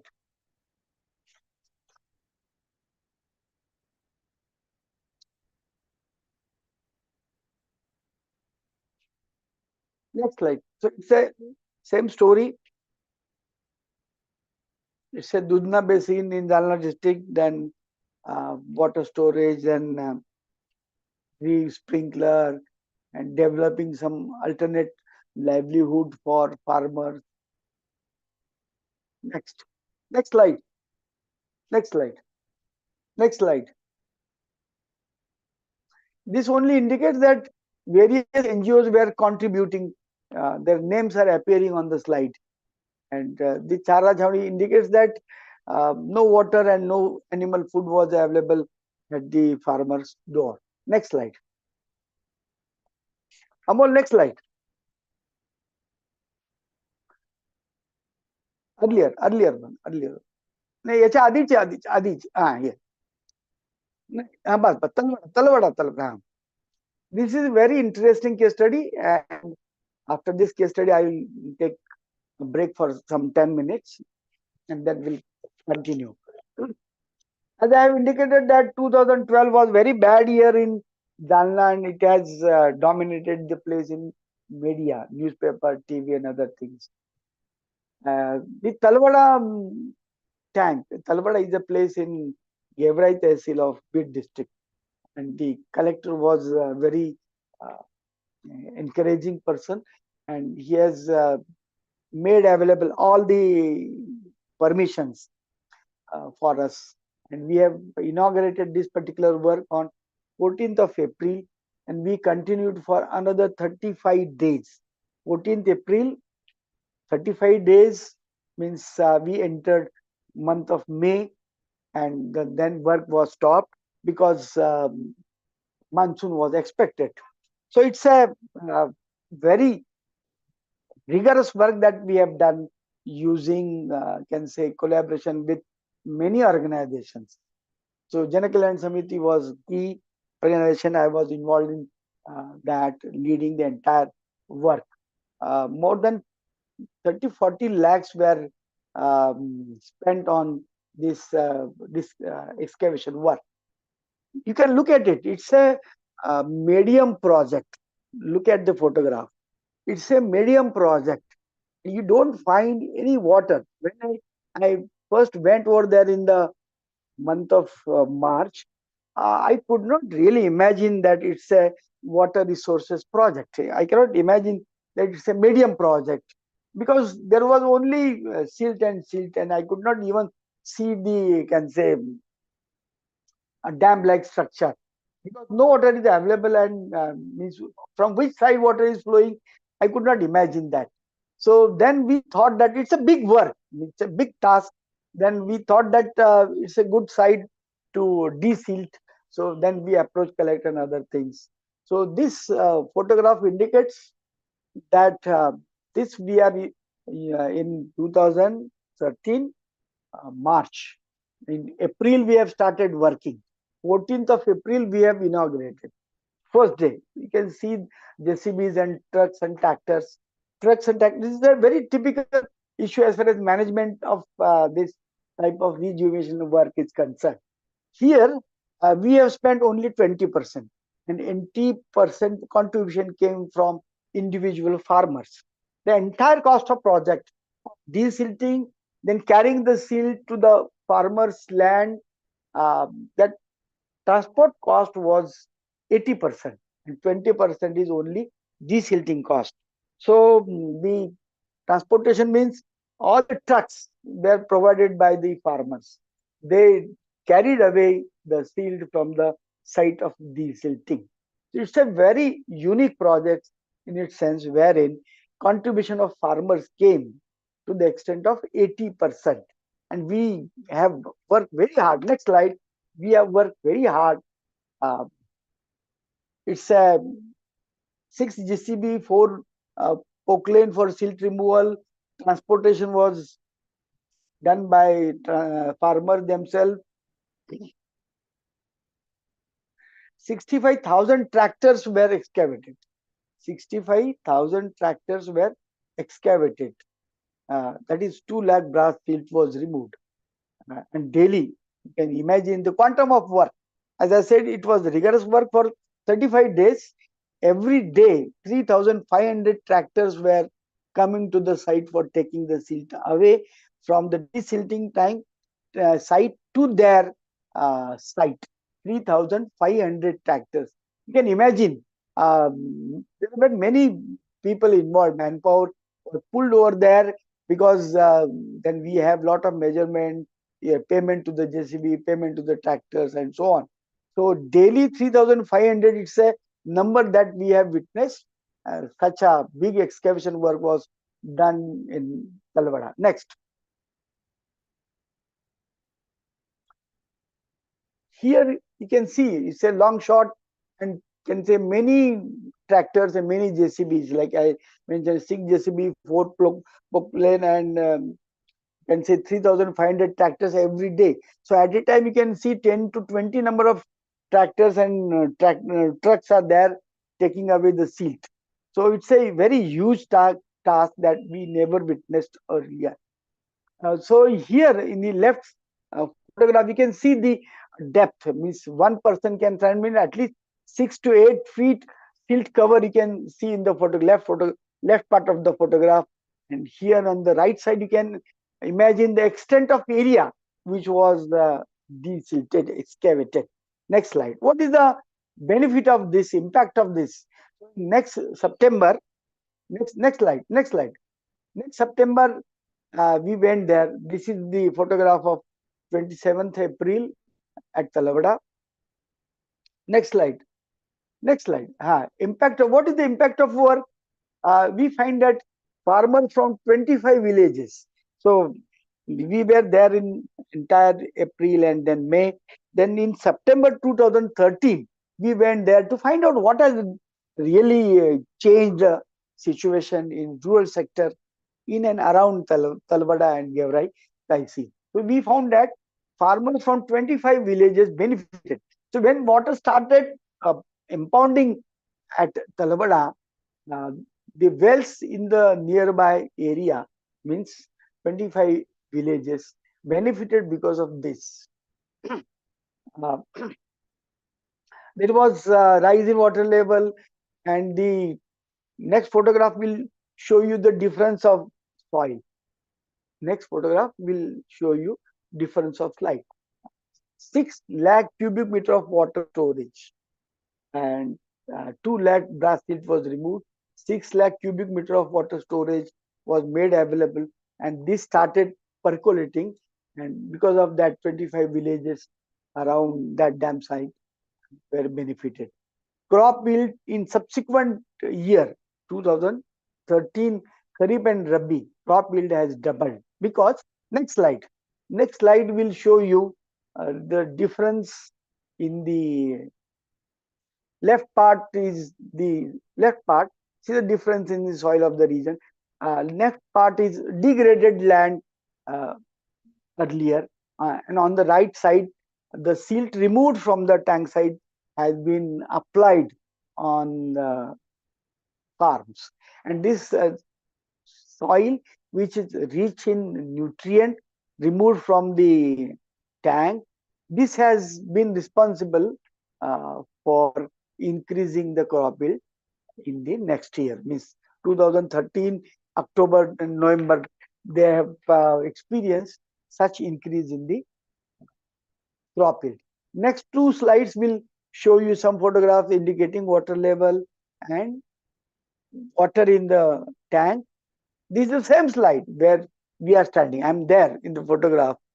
Earlier I was standing in the excavated area, and now I am standing on the bank of that particular structure, urban structure, and you can see on the left side backwater full of water, which we never saw there earlier in April 2013. Next slide. Next slide. There is a well. There is a well adjacent to the reservoir. So this well is benefited. You can see the water in the well which was dried up earlier in 2012. Next slide. This is the impact, means immediate percolation, and this is the management aspect, community participation, financial aspect. This Ganewadi and Bhogav I will discuss later on. But, here you can see in Talavada 82% by the stakeholders and 18% by private agencies. So it was 20-80 participation, and this is appreciable. The impact that you can see is from 75% to 100%. Next.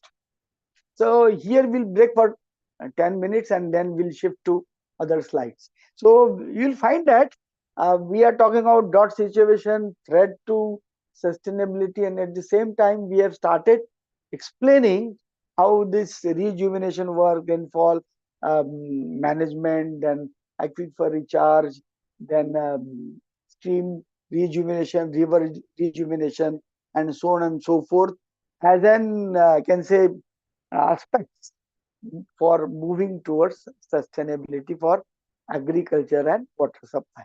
So we'll break for 10 minutes and we'll join again.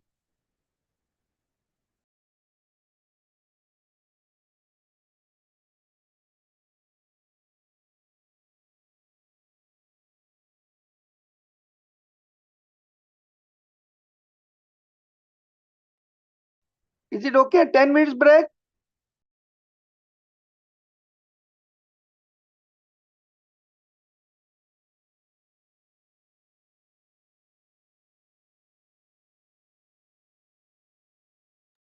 Yes, sir. Yes, sir.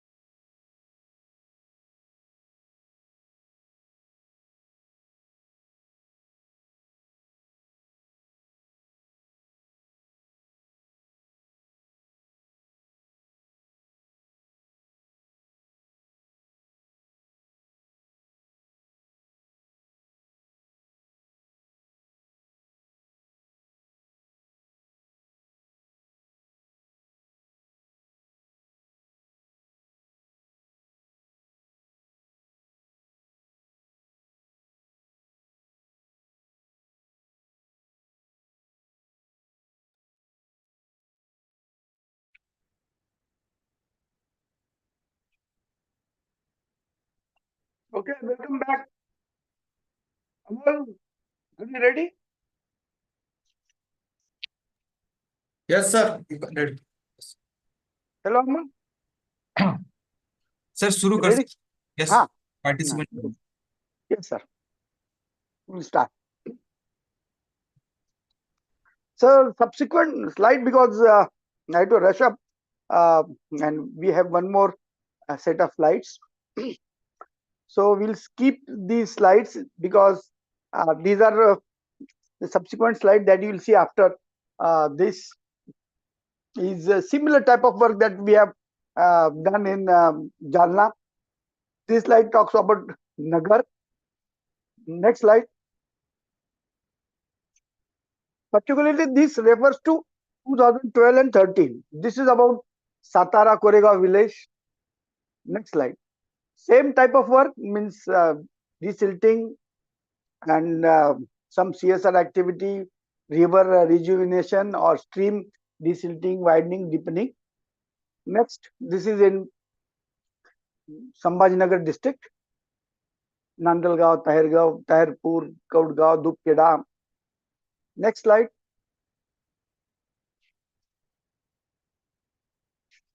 Next slide. This only indicates that various organizations are working.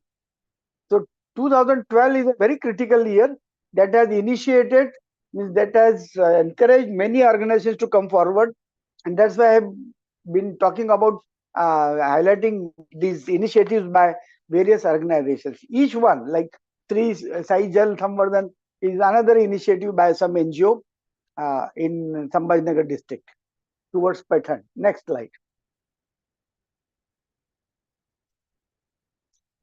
So everywhere you will find that the status earlier is very discouraging, and when you excavate, deepening, winding, then some CNB work, some big tank over there. Next slide.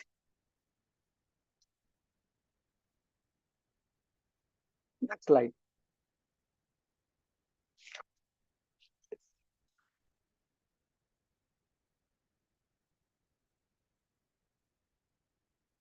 Everywhere you will find that the wells are now full of water.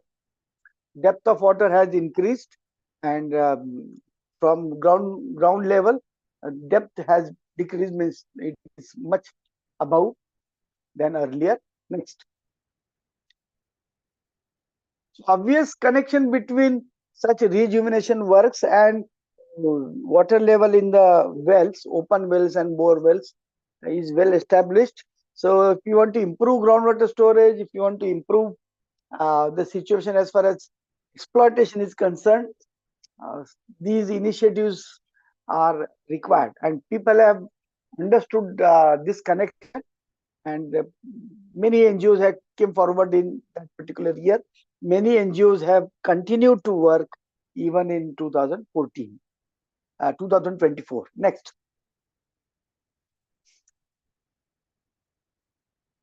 Next.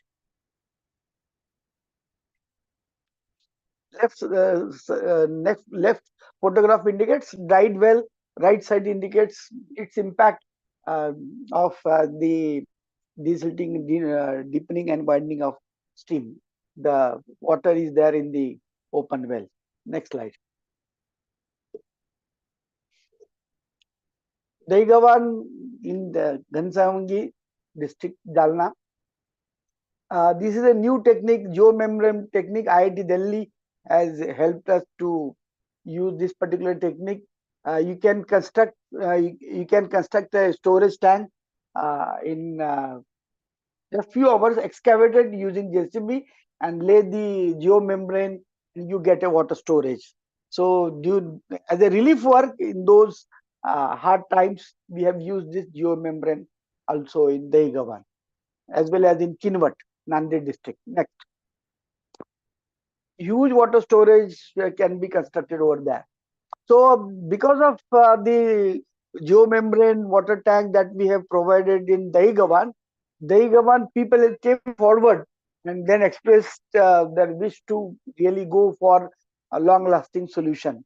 And this is what is thing that we see in, you can say, 2013 they continued. It's a huge work. Like in Talwada, we did it in just 1 month, 35 days, and we have finished everything in May, and we have experienced full of water in September. Here, this continued for 13 as well as 14. Samasta Mahajan from Mumbai and Gujarat, they have helped us by providing JCBs in Jalna district. Number of villages participated in that, and this length of I can say stream that you see here continued for number of kilometers, like more than 9 kilometers. So obviously that you need to can say encourage people to come forward. Then Ramadan, then some CSR activity, ask for JCB and so on and so forth. So more than 9 kilometers. This continued in Gansaungi, that is Dahigawan. So it continued up to 2014 also. That's why I indicated that this sustainability or relief work, rejuvenation work have continued for years together. Next. So it is more than 10 years now, more than 12 years, and people have experienced, people have appreciated this methodology of moving towards sustainability for irrigation and agriculture. Next slide. It is about Sagroli, and on the right side you see a big well. This is the place called Nagdarwadi in Loha Taluka. Loha and Kandar, these are very I can say hilly area tehsils where water is in scarcity and number of villages are affected. This is Nagdarwadi in Loha Taluka.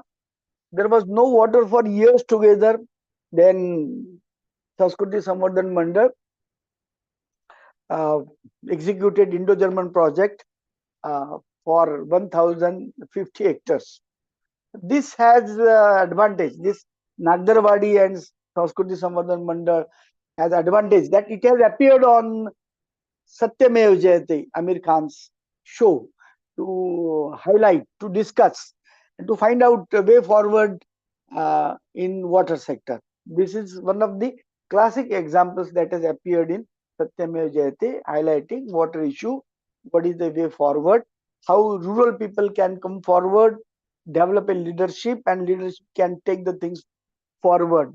The open well, full of water, is hardly 5 feet from ground.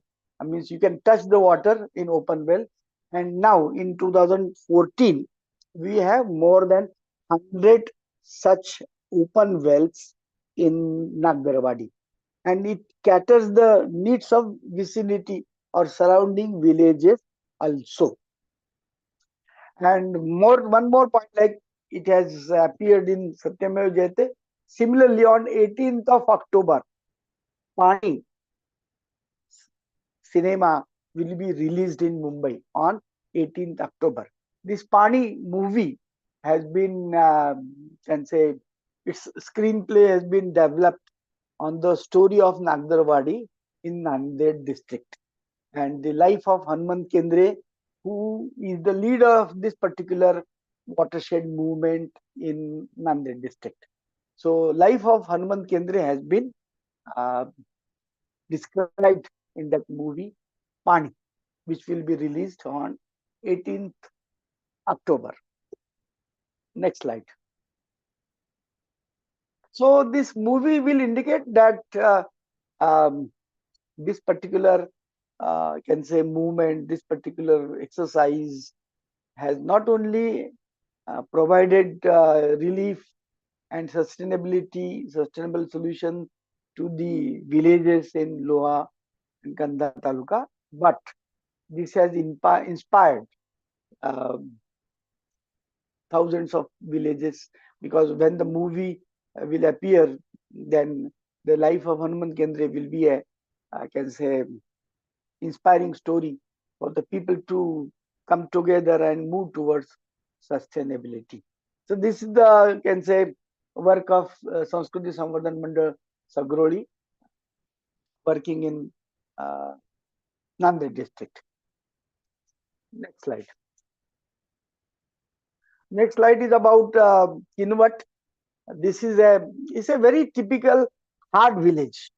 Hard village in the sense, Kinvat is a even if enough rainfall is available, but this village Gogarwadi is can say at the height of 100 meter at least from Kinvat Tehsil place. So how do you really move towards that point to really provide water? Surprisingly, Gogarwadi has uh, a scheme installed, implemented. So on the records of government, it's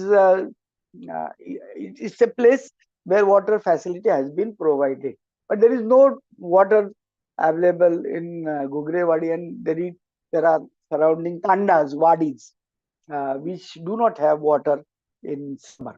So this heating and then geomembrane technique for tank, this was applied in Gogarwadi, Kinvat Tehsil, Nanded district. Next,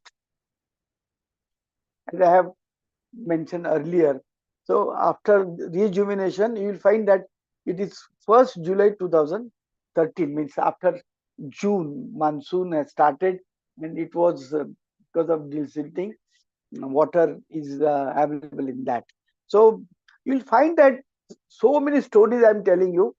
So 2012 is a very critical year which has motivated many people to come forward and move towards sustainability. Next slide. Next slide is again geomembrane tank. IIT Delhi has helped us for such solution, creating temporary structures. IT professor had come to Nanded when I was uh, professor in Guru Gobind Singh College of Engineering, and we had can say course on this textile works also. What is the contribution of textile in water storage as far as water management is concerned? So that professor, Dutta professor, came to Nanded, and we have started then using geomembrane techniques in water management. Next, there is one more NGO that is working, and we still continue to collaborate with Jalavardhani and Ullas Paranjape in hundreds of villages. I've been working with him since 2012. More than 12 years have passed, and Paranjape keeps on collaborating with us. The type of tank that you see here in the photograph, it's a ferro cement structure. We have constructed such 20 structures in Bid district, and we have very novel and innovative structure constructed in Kandahar Tehsil. Its capacity is 24,000 liter. 24,000 liter. It is one of the biggest tank using ferro cement technology. In Maharashtra, first of its kind, 24,000 ferro cement tank capacity uh, tank was constructed first in Kandahar. And then later on, such type of structures with large capacity like 20,000, 24, 25, 6, 30,000. Such large capacity tanks were constructed later on in other parts of Maharashtra. But we have a credit that we have constructed such type of tank using technology provided by Mr. Pranjape and Mr. Patankar from Mumbai. And we had such ferrocement low cost technique, means 50% cost effective. And we have constructed such techniques for water storages in Kandar Taluka. Next.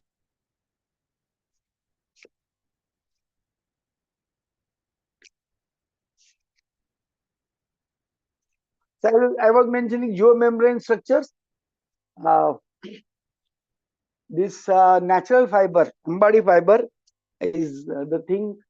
Coconut fiber, then banana fiber, Ambadi, coconut, and banana. These are the natural fiber that we have used for constructing water storage structures in different parts of Maharashtra. Like Ratnagiri, Thane, Palghar, that is Konkan belt. Then in Western Maharashtra, then in many cities, in many villages in Marathwada, we have tried this particular technique. ISKCON is a big project. ISKCON temple in Vada, Kalasri.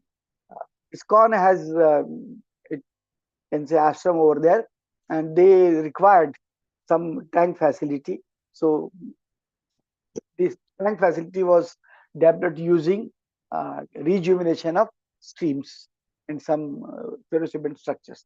Next. So here in this slide, what you are reading is Water Resources Center. So if you want to move towards sustainability, what is required is technique. What is required is training. You need to train the people. You need to develop leadership. You need to explain the various components of the technique. Then they must understand what is rainfall, behavior of rainfall, then extreme events, and so on and so forth. Then how do you really face the situation? There is climate change, which is inevitable. How do you really face the situation in that context, and how do you really provide water storage structures to move towards sustainability? So we have two things. One is Water Resource Center, where we demonstrate various types of technologies, and then we have a training facility. We have one Water Resource Center in Nanded district at Nagdarwadi, where we conduct regular trainings, 1 day training, 3 day, 1 week, and so on, where you demonstrate the technology, where we demonstrate the impact of 1050 hectare watershed project, and we allow them to experience the 100 wells full of water even in month of May. So when they see the impact of 1000 hectare watershed project in terms of full of water wells, then they appreciate, they get encouraged, they get motivated, and they start working towards that rejuvenation or rainwater harvesting projects. So this is can say demonstration of technology and conducting trainings. This aspect is very important. Next.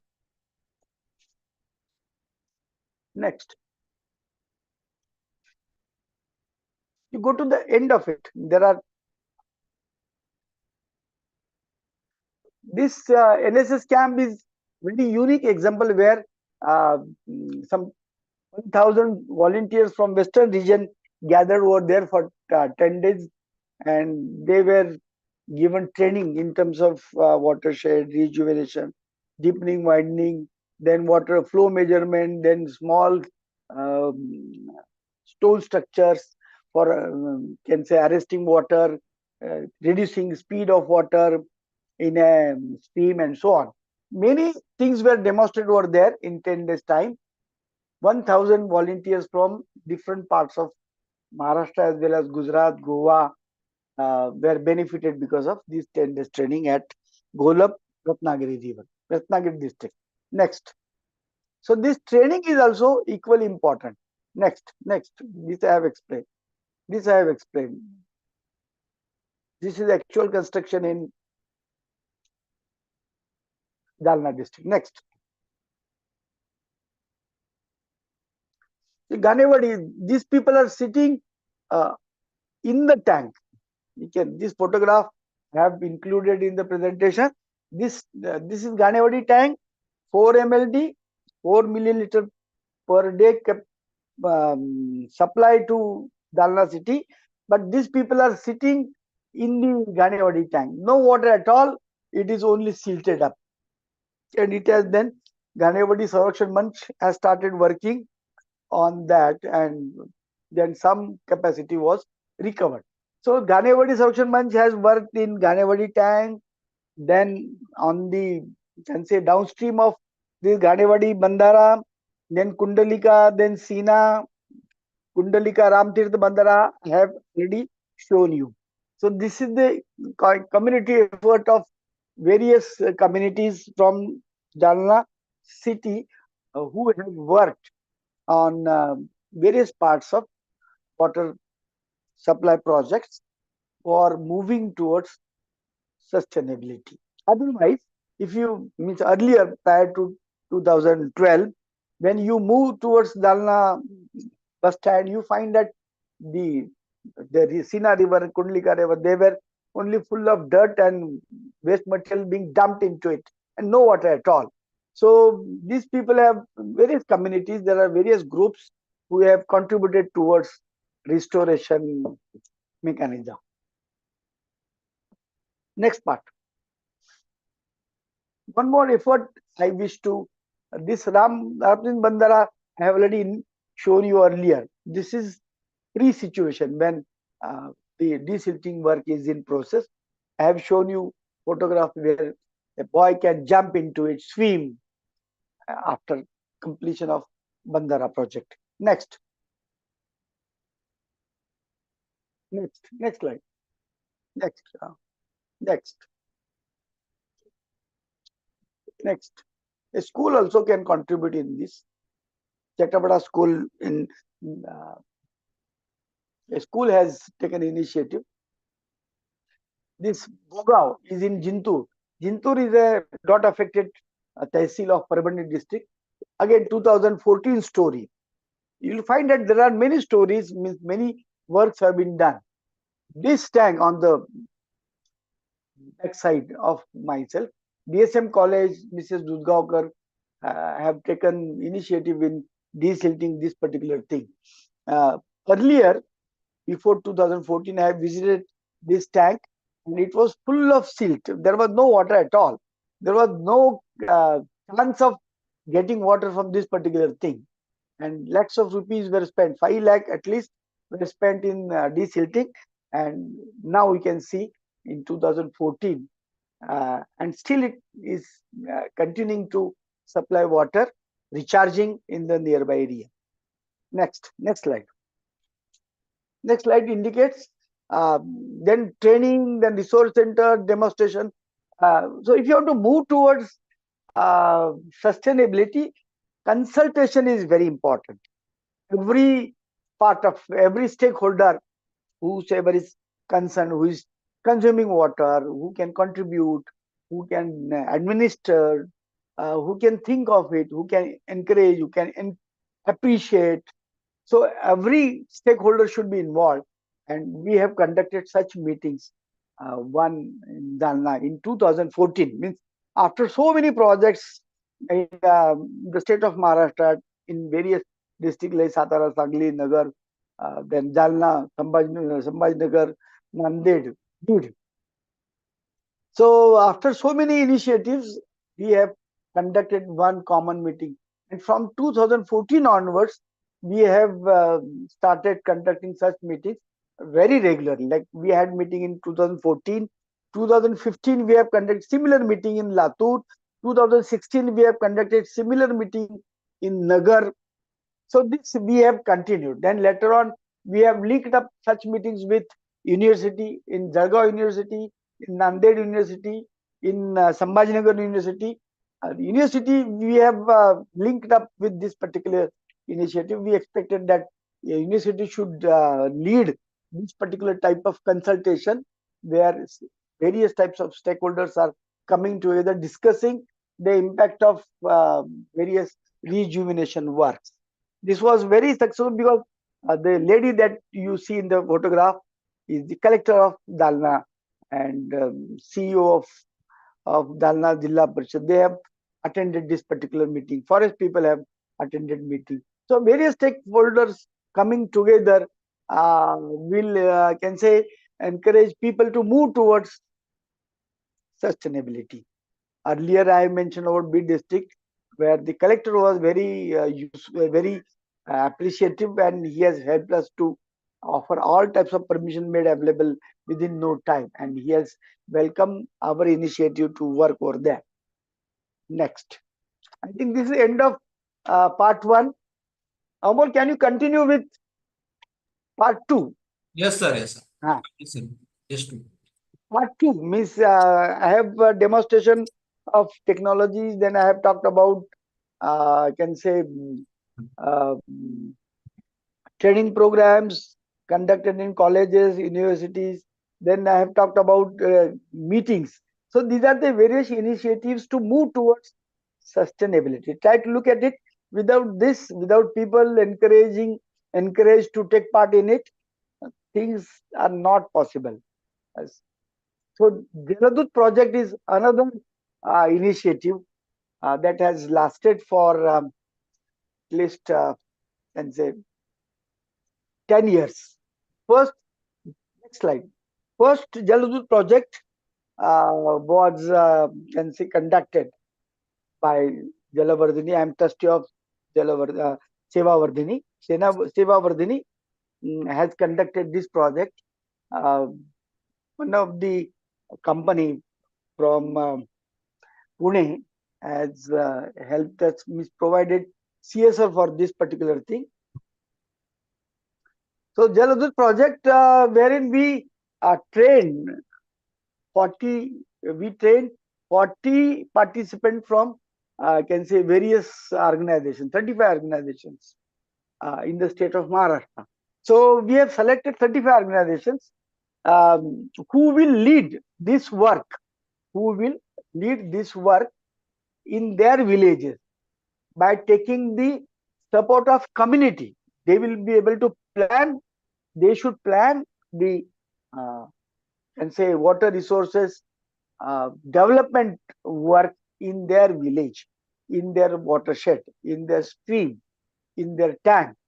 So that was the can say objective of training. So such 40 people were trained in 2015-16. Hello. 2015-16. ठीक है ना? हाँ. हाँ. हम्म.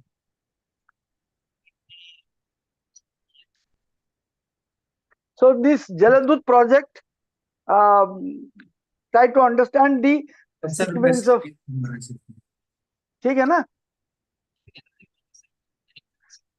Try to understand the sequence. 2012 we had drought situation and आपको many selection letter मिलेगा sir, आप सिर्फ form भर लो, उसके बाद आप कॉलेज को दिखाएं. अरे बाप रे, जरा माइक बंद कर दो. So in 2015-16 we have conducted this Jaladut training, and then we find that these Jaladut went back in 2015-16. They went back to their places. I will tell you the story of Sangola, Solapur. Sangola is a very typical which has appeared on YouTube channel, on TV channels, and if you go to any YouTube, you will get at least let's say 5-10 videos describing what is that situation in Sangola. It's a typically drought-prone area of Solapur district. 2015-16 Jaladut training was conducted, and I'm telling you the story of 2017 to 2022, 5 years after training. 5 years after training. And try to imagine 10 years after 2012 drought. 2012 drought and 22 is 10 years after that. Means we continued. This is what is sustainability. So if you continue to harvest, to supplement, to rejuvenate, then only you can ensure sustainable water supply for future generations to come. So that's why I'm telling the story of 2012 to 2024. So in Sangola, 2017 to 2022, 5 years. It's a story of 1604 hectares. There were 170 wells which were dried up in 2016. 170 wells dried up. Another part of the story, in 2020, heavy flood and entire pomegranate washed away, loss of can say crop yield. Obviously, this has impact on the community. Borewell depth went back to 700 feet deep. So this is the status of water level in the borewell of Sangola. So then things have started in 2017. Stream 1, there are two streams. Stream 1, 28-meter length of Bandara, 2.7 meter height of dam CNB was constructed. Its depth was 2.75 meter and length was 28 meter. Another stream, CNB was constructed, 18-meter length, 1.55 meter height, and first CNB spread over 500 meter. Second CNB, its water spread was up to 1000 meter. And there was another defunct CNB present in CNB. That CNB was defunct. CNB was repaired. So that third, like 3 CNBs have created lot of water storage after monsoon in 2017. Like let us say April, September 2017, it was 3 bandaras were full of water, and its extent was 500 meter, 1000 meter, and so on. Obviously, groundwater started increasing. Wells recharged. 170 wells, I have already indicated the number. So those 170 wells got recharged. Water level was 3 meter. Don't move. The information that I am giving, it is not there in the slide. It is the impact of Jal project.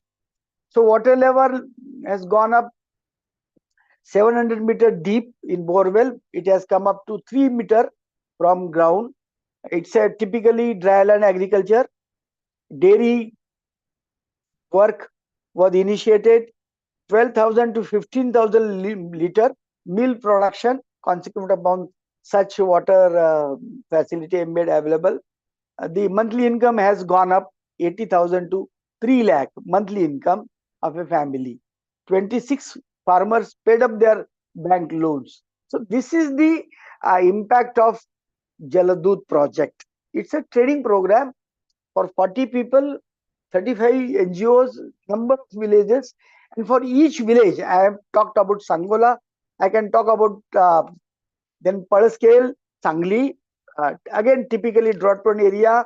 I can talk about Katkaramba in Kandar, Nagdarwadi in Loha.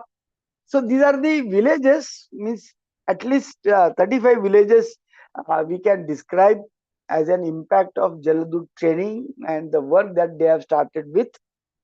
Sometimes some can say NABARD has helped, some other industry from Pune has helped the works, and people have moved towards sustainability. So 35 NGOs, 40 participants. So this initiative in 2015-16 had continued later on also in 2020, and another batch of 40 people were trained in Jaladut. Again, another 30-35 villages were benefited by this Jaladut training. So Jaladut training is a very good initiative to achieve sustainability. Now to can say describe few more techniques. Whatever I have talked so far is about can say groundwater aquifer recharging and so on and so forth. But there are few more techniques also, like we have grey water recycling, then desalination, then wastewater treatment and its reuse. These things I will explain with one case study. Next slide. Next slide. This is a video. I will not run that video. This rainwater harvesting, this initiative is worth mentioning because this is in Pune, Pashan, Baner Link Road, and there is a Baner Hill, and the flow of water from Baner Hill to that apartment on that Baner Link Road, you find that flow of water, its speed, it's tremendous. It's a runoff. It just washes away on the roads of Pune. Shashank Deshpande and Dr. Rajahans thought of developing a recharging mechanism, and which has costed obviously 50 lakh because the entire water coming from Baner Hill was channelized. They have spent 50 lakh, but later on there was no tanker required. for that apartment. Then such similar exercise was done for another 2 apartments.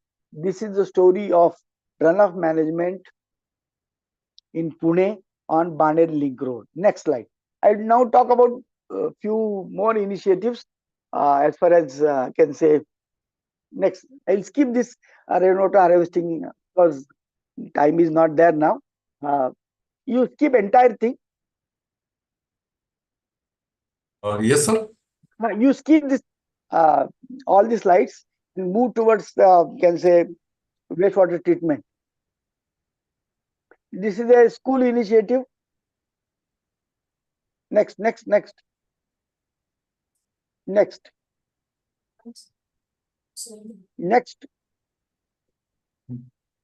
We'll skip this. Next.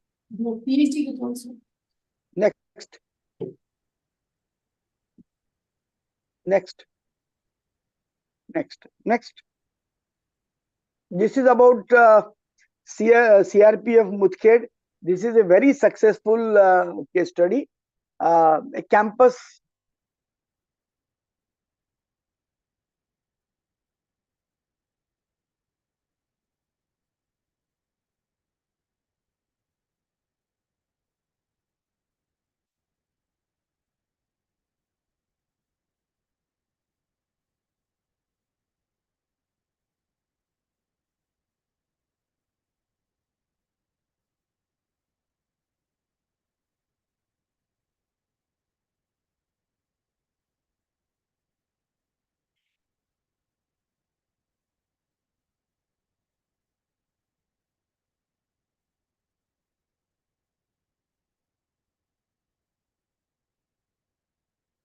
Amol, I'm connected. Amol, Yes, sir. I'm connected. No, the slide थोड़ा problem हो गया. ठीक. So this is the case study of CRPF Mutkhed in Nanded district, and lot of work was done by those people because of shortage of time. I will not discuss that particular thing, but it's a very good experiment of an isolated independent campus where 5,000 people live and they need water because they have to get up at 4 o'clock. They need to have sufficient water in the morning hours because they have to attend drill, parade, and so on and so forth. They work for more than 11 or 12 hours in a day. So water was a very critical issue for them. So CRPF DG has done a lot of work with our help. We have provided all the designs and execution, and it's a isolated like a school. It's a isolated can say campus which was made water secured. So because it is 1:50 now, I will just skip the things and we'll move to another aspect that I wish to tell you. Next slide. Next. This is a very interesting case study.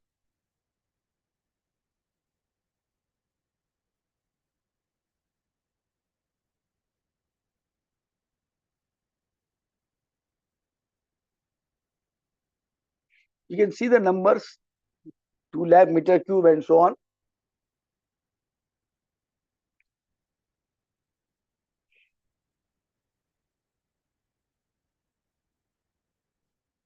So it's a model for others.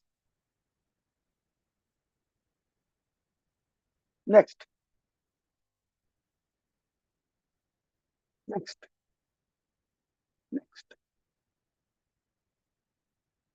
So this was done in 2012. It is successful even today, and such isolated campus, they can use this particular thing. And school case studies also useful for such isolated campus. Next. So this is another aspect of sustainable development. We must try these additional can say sources of water. So we have huge potential, but because it calls for some technology, some expert advice, some investment funds, and some people to decide upon. Next slide. So this indicates that this is about Hyderabad. and we have drying up of Usman Nagar in Hyderabad. So, how do you really search for an alternative source of water? So, in this case, like I was talking about rainwater harvesting and so on and so forth. Now, here we talk of another alternative source where you think of uh, treating wastewater and using it as an alternative source. Next slide. Next slide. Huh? So, how do you increase uh, supply? So, we have, I can say, wastewater recycle and reuse. It is basically managed one, means here you need to enter into technology and funds and other things. It's a captive source because you catch it. It's a drought proof thing. It leads to better sanitation and public health. It's an additional advantage that you treat it, you use it again. So you ensure that wastewater is treated, it is harmless, and it is put to use like gardening, irrigation, and so on, non-potable use particularly. You increase availability of fresh water because fresh water is not used for gardening, fresh water is not used for irrigation. So you keep that fresh water source as an additional source for drinking and other, can say, municipal uses.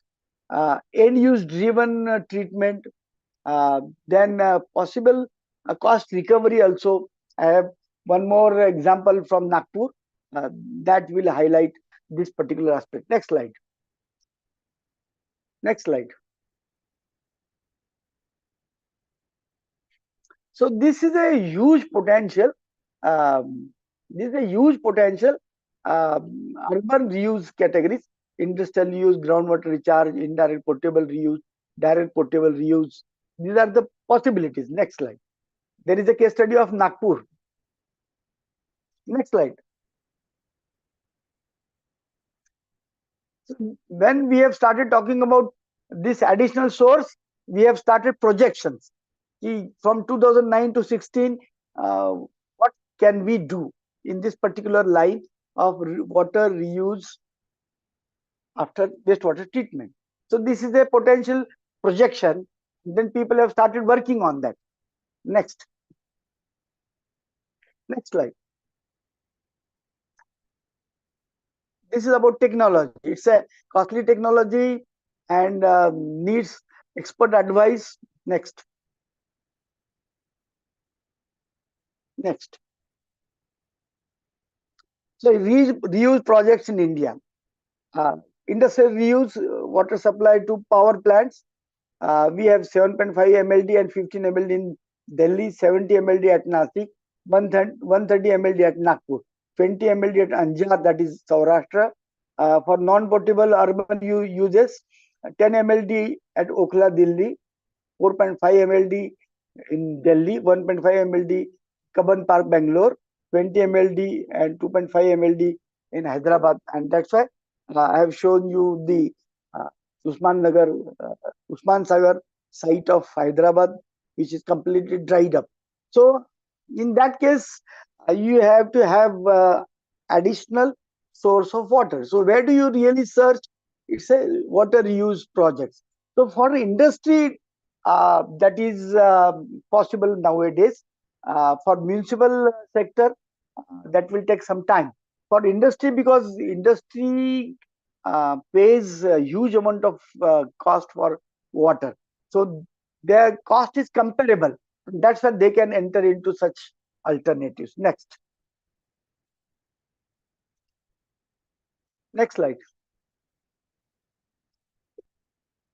Next slide. This is about Nagpur. Nagpur. So here you can find that municipal water, wastewater is collected, it is treated, and then it is supplied to Koradi thermal power project.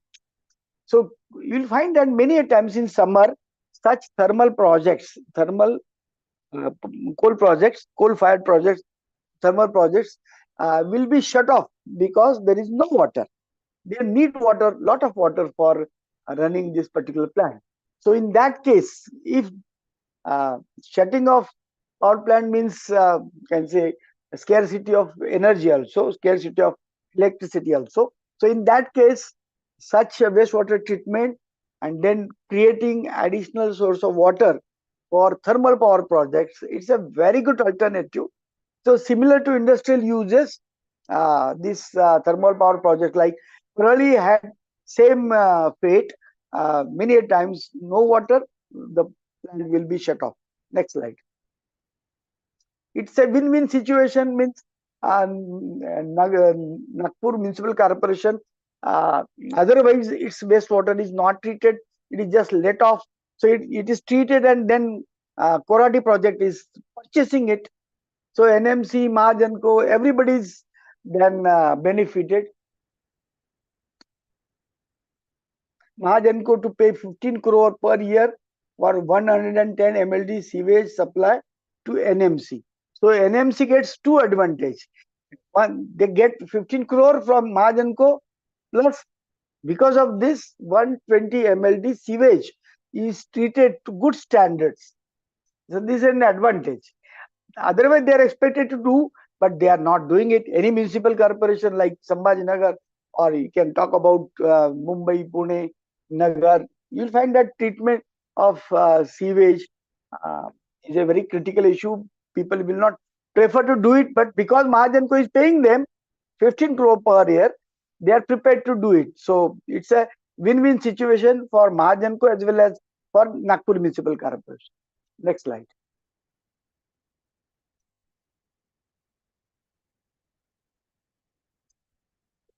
So here, apart from rainwater harvesting, then projects, aquifer recharge for Baner Link Road. Baner Link Road is a basically aquifer recharge project. Then I have talked about rainwater harvesting management, rejuvenation, and various initiatives, including training, demonstration, technology, exhibition, and so on. I have talked about reuse also, and desalination, 6 points that I have mentioned in the beginning. So that also includes desalination. So desalination has now become a possibility. Has now become a possibility. You be assured that desalination will be used as an additional source of water in recent future. I have visited a research project in Surat, wherein the researcher has claimed that the desalination facility will make water available at rupees 20 paisa per liter. 20 paisa per liter, wherein it's a potable form, wherein you purchase water for 20 or 15 rupees per liter in the railways or elsewhere, or even in the restaurant, you prefer to purchase a bottle costing 15 rupees or 20 rupees or sometimes more in a particular restaurant. And here desalination technology that is being investigated, and it is posing as a good alternative for providing additional source of water, so that the demand gap that we have indicated in the beginning, 570 BCM in agriculture sector and 50 BCM in water supply sector, this gap can be met with. This is how we can move towards sustainable water management. So there are 6 aspects. Climate change aspect, I have mentioned few things, but climate change is a separate issue that is required to be discussed at length. I hope that in the course of time, from today onwards, sometimes you will have an opportunity of listening to expert from this particular field, that climate change poses big threat to sustainability in water sector, and you need to have various types of technologies. We are working on that. I am working on a project in Bid district. Where we are developing a few villages for climate resilient agriculture. There are 5 or 6 interventions that we are planning, and 1 year is past, and we are entering into second year. So climate change is a matter that we need to control. We need to develop, train farmers, develop technologies, pass it on to the farmers so that they are living in a climate resilient agriculture. then they are in a position to sustain shock due to climate change. Like if there is a gap of 15 to 30 days, can say dry spell, how do you really they cope up with the um, farming activity? So gap shock of 15 to 30 days, how do you really cope up with that? So you need to have various varieties.